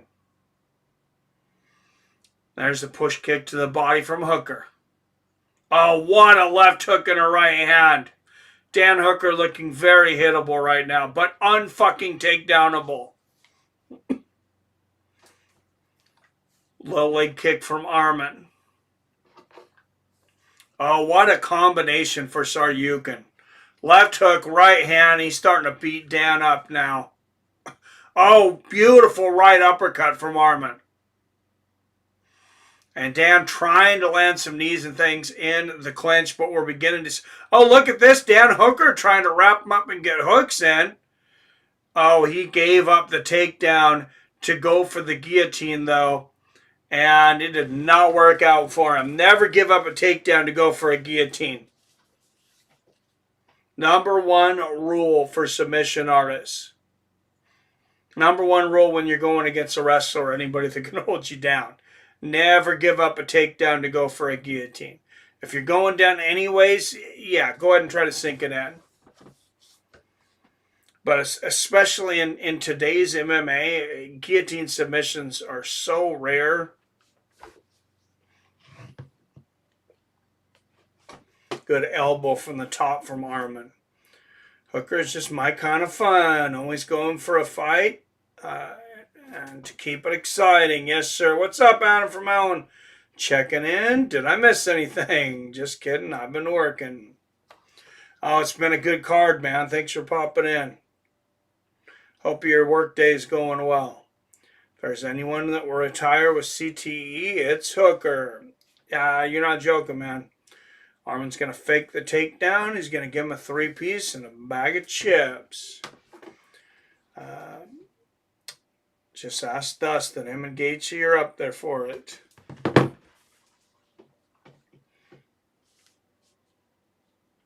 Yeah, and if Arman wins this fight as dominant as the odds say he should, which it's going pretty well for him here in the first round, he does have a good shot at getting that title.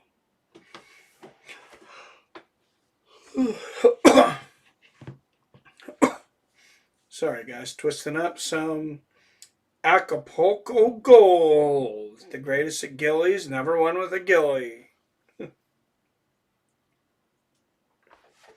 Who's that? Who's the greatest at Gillies? Dustin? Oh, nice elbow there for Tsarukyan. Tsarukyan! That's what his name sounds like to me, like on Street Fighter when they're throwing the fireballs.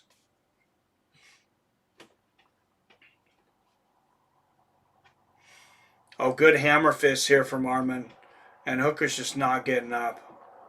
Short elbows. He's lucky the round's about over. Big round for Arman. Dan had a few moments early, and then he just started getting pieced up. No chance, Dustin. Stop that. Charles, in my opinion. Shoryukens. Phil. Yeah. On a real note, though, Urinal Faber probably has the best had the best gilly in the game. Yeah, he had a good guillotine. For some reason, I thought you were saying Dustin because he almost got. When you said that they never had a gilly submission, I was thinking Dustin because he was so close to getting Khabib with it.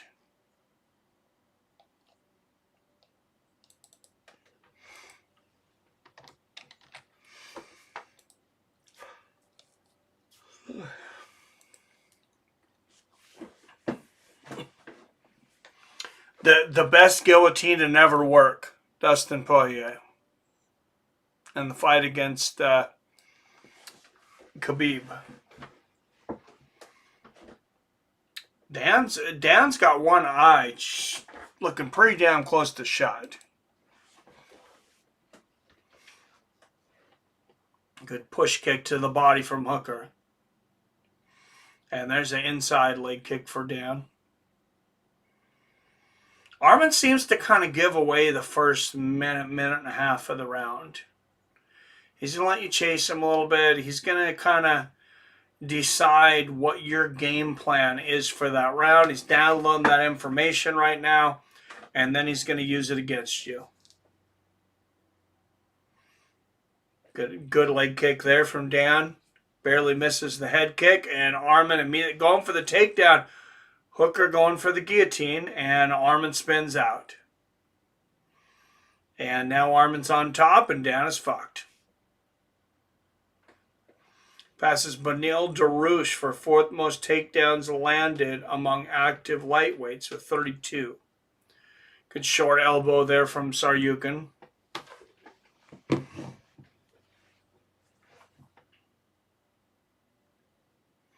I missed that old Russian dude. Couldn't do anything except for the one submission move. Yep, Alexander. Yeah, he was awesome. Heavyweight. Was he close to getting Khabib, though?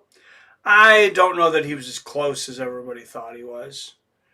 Robert Charles, in my opinion, has the best RNC. Oh, Charles, rear naked choke is phenomenal. Yeah, it might be the best.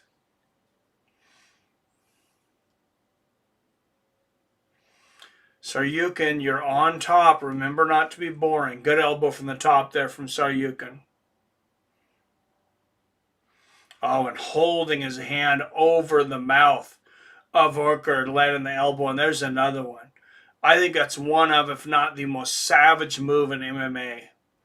Big combination there from Tsarukyan is holding your hand over someone's mouth. Like that, that's like a kidnapping move. That's like, I'm going to throw you in a fucking trunk move. Good elbow from the top there from Arman.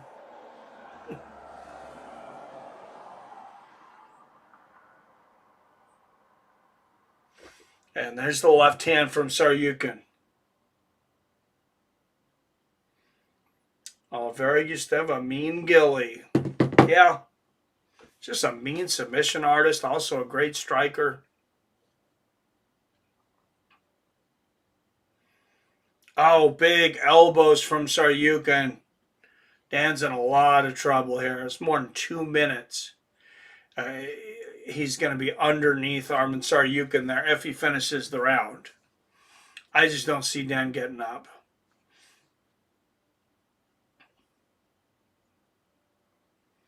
Connor talked about this, and this is one of the things he was right about. I mean, yes. Oh, here's a head and arm choke for Tsarukyan. This might be it.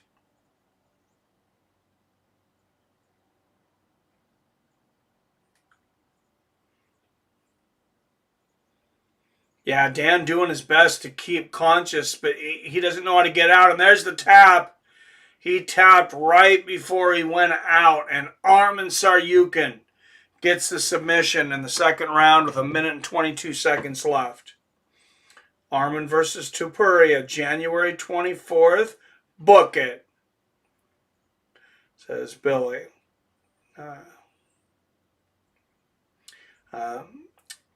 Mark says, didn't he submit Swanson? Maybe. I'm not sure about that one. Probably. If you've never trained that mouth cover move, that will make a dude panic hard. Oh, yeah. Dude, that's horror movie shit. Arman, oh, wow. You really think they will book it? That's my oldest daughter's birthday's film. Oh, that's awesome. I figure they're going to push for Islam versus Ilya, in my opinion. Yeah, Ilya's got, I mean, his career could go in a lot of directions, huh? You got Patty from the outside, very popular fighter, calling for a title shot. You got Ilya Topuria. You got Arman Tsarukyan. And I don't think they're going to give it to him, but you couldn't argue if they give it to Shavkat Rakhmonov. The guy's still undefeated against superior competition. Covering the mouth is a good way to disrupt breathing and causing hella fatigue. Yes, sir. Oh, well, let's put up a poll. Who do you guys want to see? All right. Let's get up a poll.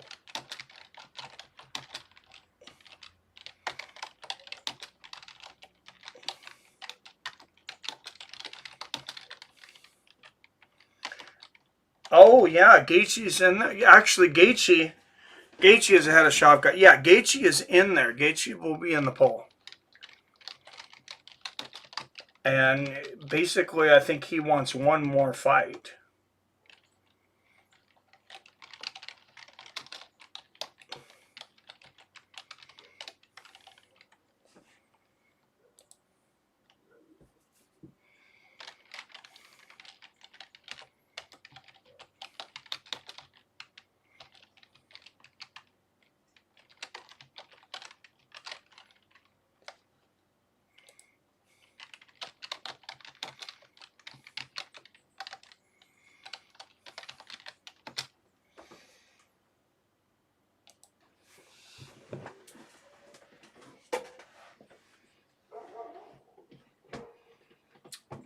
That was a good card, though. That ended up being a good card. Shavkat has earned it for sure. So Robert easily, yes.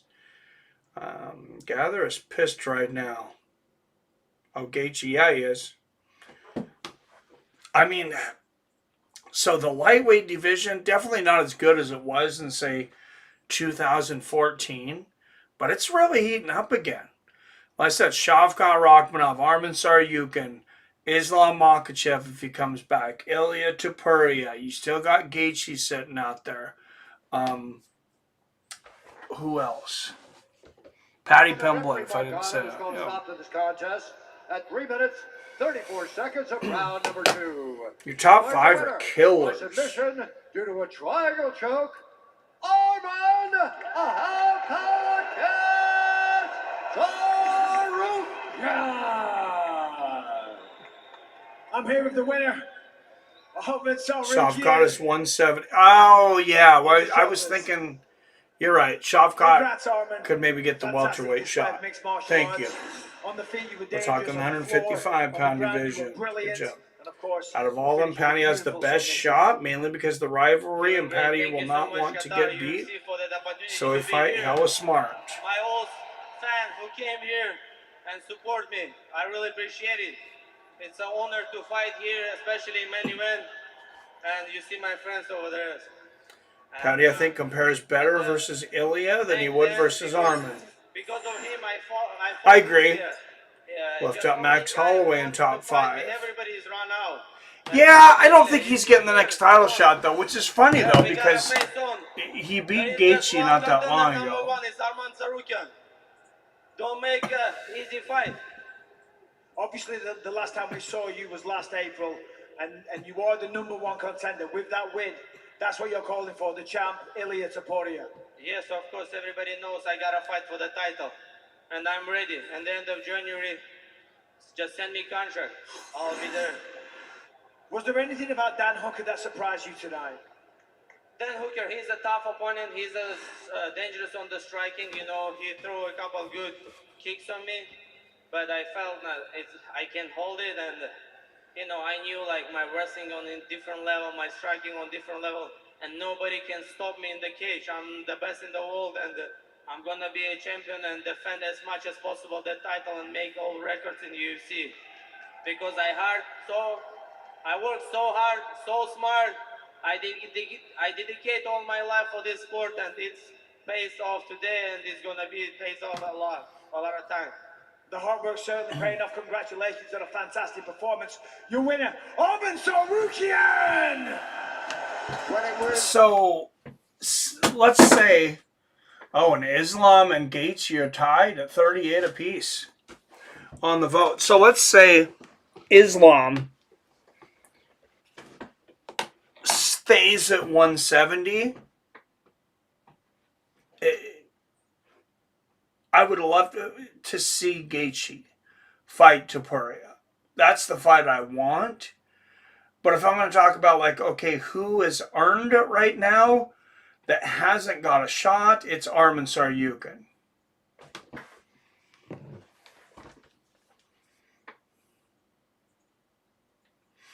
I love Max, but Patty right now is not losing a fight unless it's against Ilya or Arman. Yeah, do you think Patty beats Max that easy? Like, for sure? He's much better gauge of, like to see Max versus Patty. That would be a big money fight, I think. No, I love it. And be a much better gauge of where Patty is. Totally agree. No, that's a great fight, man.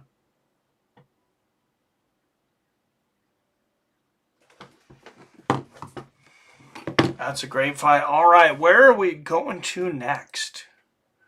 Next week's card, guys.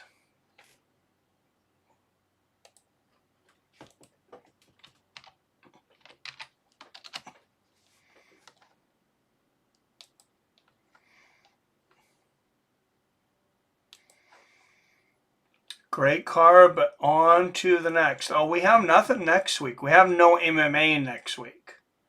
I'm sure we got something going. Oh, well, it's Thanksgiving. It's Thanksgiving weekend. So, yeah, let's take that one off, I guess. But 2 weeks from now, we got Vishavili versus Yan 2. That's a great one. I don't know. I'll think about it. People think they want a Thanksgiving weekend one. Maybe we'll do a little something. Max, my all-time favorite, so I'm a little biased. I love Max. He's right up there for me, too.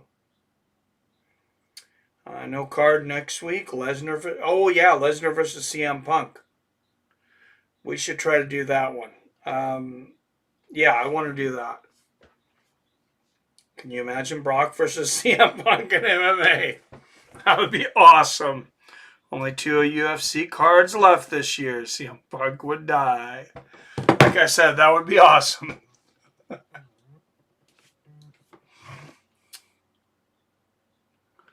Hey, PBR Street Gang. Hey, how you doing there, Mike? Hey, I'm doing good. How are you? Oh, I'm hanging in there. I was just, I heard you talking about a Thanksgiving Day stream, and I vote yes for that. I think one might be doing something. I was looking at their card, or I might have been looking at PFL's card. Now that I'm thinking about PFL, I remember before you were talking about how it's like so difficult to find PFL's schedule. Yeah. I found a really good place to look that has all their listings. ESPN Plus. Oh, really? Okay. Yeah, that's a good idea. Yeah. Yeah, ESPN Plus has all of, well, up until, the UFC moves. ESPN, if you just do like UFC 2025 schedule. Yeah. In like a Google search, and I think ESPN is like the first one that pops up, and I just click on that, and it has all the UFC schedules for the year, and then just to the right of it, it has all of the PFL schedule. Oh, that's good to know, because PFL's not great at putting it on their own website. I remember you bitching about that a couple of times. Like. When we went to the PFL, it was a really good thing, and I think a lot of people sleep on how good PFL is. Oh, that was a lot of fun. Yeah. I've really gotten into I hunt and I look for the PFL schedule. Like I look for when they're fighting, because it's like, oh, I want to watch it. They put on some really good fights, and yeah, there's a lot of UFC fighters that have moved over there, and I really hope that the PFL does well. I hope it continues. But anyway, that's where you can look for the PFL schedule. Is it's on the ESPN UFC 2025 schedule when you do a Google search for it. In fact, if you just put that in there just like that, that'll be the first one that pops up, and the PFL is just to the right of that. But I just wanted to I heard you talking about the Thanksgiving Day thing, and I just wanted to pop in and say I vote for that. And, all right, yeah, it'd be Saturday, because I'll be out of town on actually Thanksgiving. But yeah. Oh, okay, alrighty. Well, I'll be waiting for that, and I just wanted to say I hope everybody has in chat. I hope everybody has a really good Thanksgiving, and I hope everybody has a great time with their family, and I hope everybody gets all fucked up and has a really good time and stays safe and doesn't get all caught up with the holiday travels, because I know that stuff is not so nice sometimes. But just wanted to say happy Thanksgiving to everybody, and hope everybody has a great holiday. All right, thank you, sir. Happy Thanksgiving to you. I hope you have a great one. Oh. Talk to you later, bud. All right, thanks, sir. Later. All right, PBR Street Gang, everyone.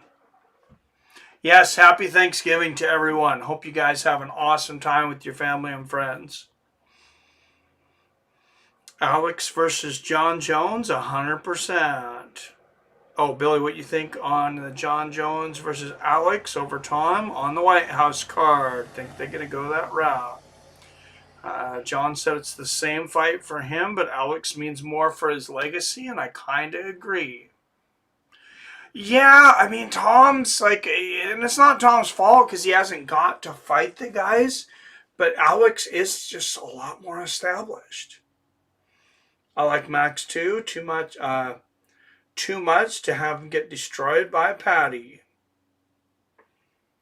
You really think Patty would destroy Max? I'm not so sure about that. PBR cheers. I'd like to see Max stack some wins and get the rematch for whoever has the belt. Phil, yes, sir. I'm staying home, eating, and catching a good one. Tom versus Gone rematch will happen in the spring. Yeah, that was still such a strange thing. Where did our poll end up at anyways? I'll bring it up here in a minute. Let's look ahead to the next card. Tom is overrated. He's injury prone, and I can't stand him. Max is the only one to defend the BMF belt. He should fight Charles, then get title shot if he wins that fight. Yeah, I mean, also I'm good with that. Although he's lost to Topuria, so that's, I think, would be some of the hesitation.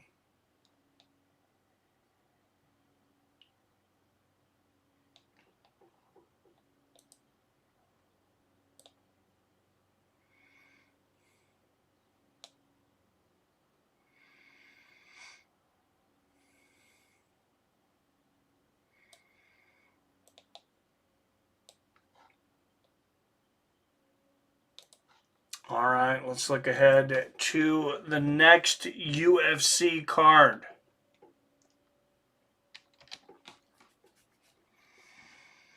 And even on the prelims, I mean, this is a nasty card in a good way. Because look at this, on the prelims, this is the early freaking prelims. We got Edson Barbosa versus Jalen Turner and Martin Vettori versus Bruno Ferreira. I mean, have we seen fights that big on the early prelims since UFC 300? I don't know that we have. Because remember, it's the end of the year. Dana's got to offer everybody at least 3 fights for the year. So some of these, he's got to really, get them done quick. Nazim Sadikov and Faris Zion. That should be a good one. Macy Barber and Corrine Silva. Another good fight. Terrence McKinney, Chris Duckin. Terrence McKinney has become one of my favorite fighters to watch. Not just because he's here in Washington. He's just so entertaining. It's kill or be killed. I mean, this guy, I don't remember the last time he's seen the second round, but I think it's been a while. Like, it's going to end in the first round, basically, some way, somehow. Whether he's finishing it or he's getting finished. Last card fight on the early prelims, Grant Dawson, Manuel Torres. I mean, look at that. I'm sorry. Those are the regular prelims, not still the early prelims. But 2 great fights on the early prelims. Pretty damn good regular prelims. And then we get into the main card, though. We've been talking, where the hell was Jan Blachowicz? Well, here he is against Bogdan Guskov. I didn't know this fight was happening next, though. I'm being surprised in real time here. Henry Cejudo and Peyton Talbot. Is that fight confusing to anyone? Peyton lost to, 2 fights ago when he was a big favorite. I know Henry's getting up there in age, but are they sacrificing a young prospect to give a Henry Cejudo another opportunity to get to the title? I mean, obviously it's a huge win for Peyton. If he beats Henry Cejudo, he jumps way up. But that's strange to me. All right, Tatsuro Taira and Brandon Moreno, the winner of this. I mean, I just said that Kyoji Horiguchi I would like to see him fight for the title, but the winner of this has earned it. I know Brandon lost once to Pantoja, but he has been on a tear. Tatsuro Taira, similar thing, but Brandon Moreno, just a more impressive win streak. And then, of course, we got 2 titles on the line. Number 1 contender and rising star Joshua Van taking on the flyweight champion Alexander Pantoja. Let's look at those last fights, though, here real quick from Brandon Moreno.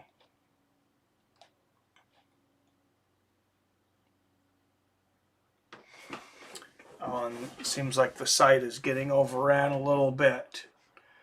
But, so last time he fought was to the champion. He had beaten Figueiredo and Ty France in the 2 fights before that.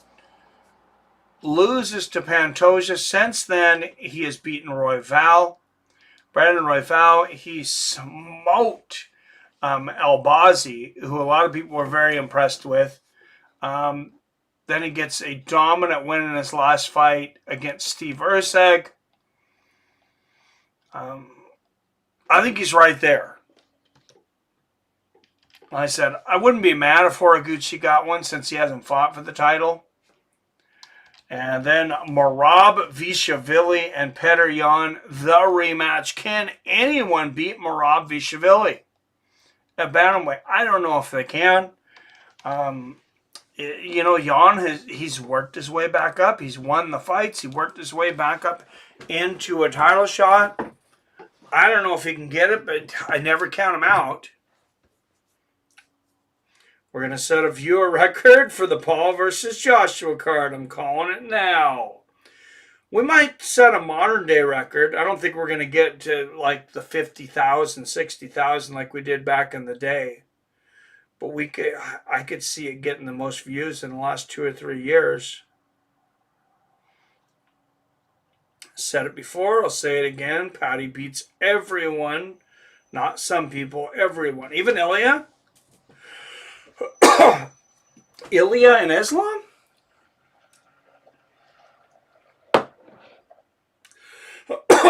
I think Patty beats Islam, Topuria, and whoever else. Wow. All right. That is quite the statement. I'm almost 100% positive that Mr. Jones would smack the piss out of Tom. Right? Yeah, that is a distinct possibility. No, this is probably going to be Henry's last. So that's weird. Why put a big prospect like Peyton Talbot? Why even put him in there then? I'm confused by that.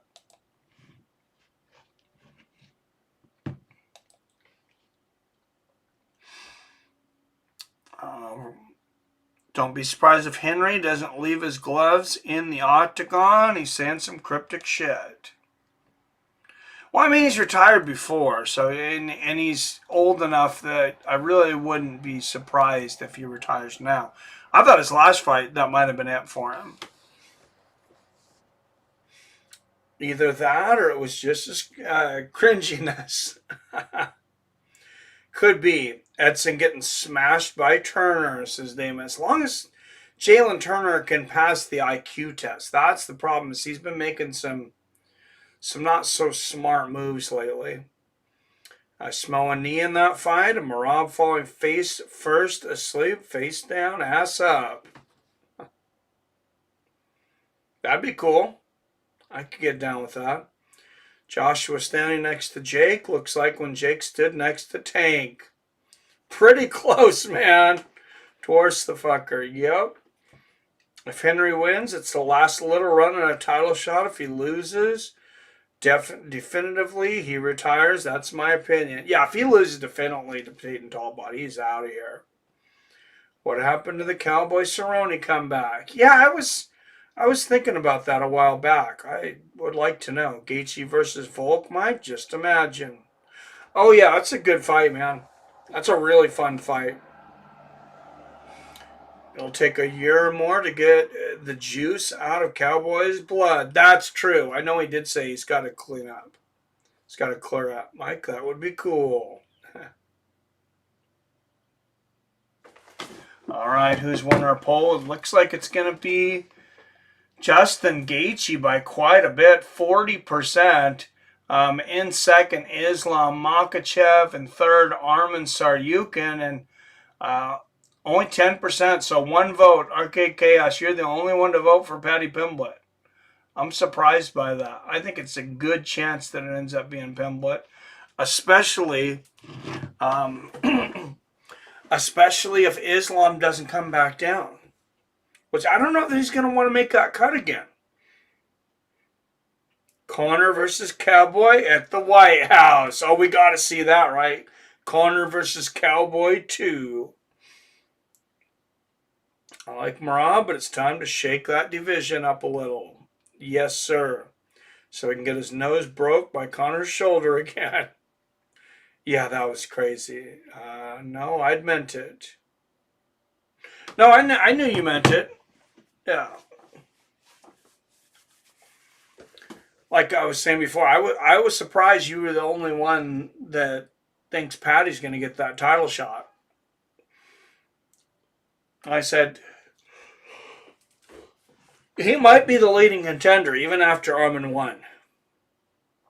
I don't know who Volk's fighting next. I don't know if he has a fight scheduled. He's champion, so he should, though.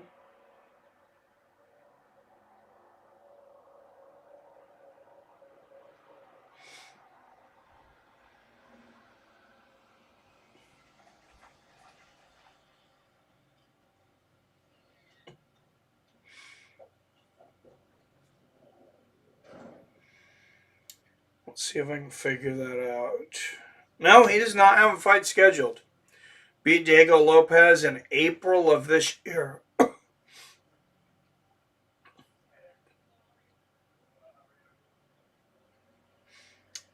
Volk versus Alto. Yeah, I don't know. He's the one that deserves it, in my opinion. Everyone else is jumping the line, playing like a hopscotch, getting choked out. Aljo. Volk versus Aljo. Yeah, Aljo's got to do something more down there to get a title shot, I think, or up there. That'd be good, probably. Aljamain Sterling. Oh, yeah, no, I agree. I would love to see that fight one day. I think Aljo probably needs at least one more impressive win at featherweight, but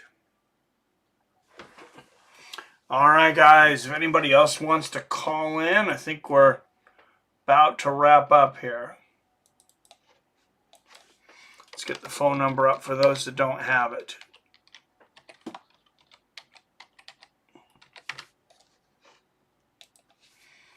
All right, 425-791-8730 is the number. Sugar Sean go up to 145. Oh, he should. He should. He lost so dominantly to Merab. That's a good idea. And he's tall and lengthy. I feel like he could fill into 145. Aljo barely putting anything together in those decisions. He's never really given me that one performance where I'm like, wow. Yeah, he's not the most entertaining fighter to watch. That definitely doesn't help. I feel like he's more entertaining out of the cage than in the cage.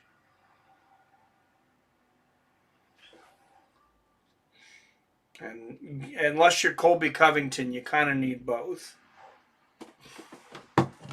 Colby Covington or Chael Sonnen. And Chael Sonnen could be exciting in the cage. He was just way more exciting outside.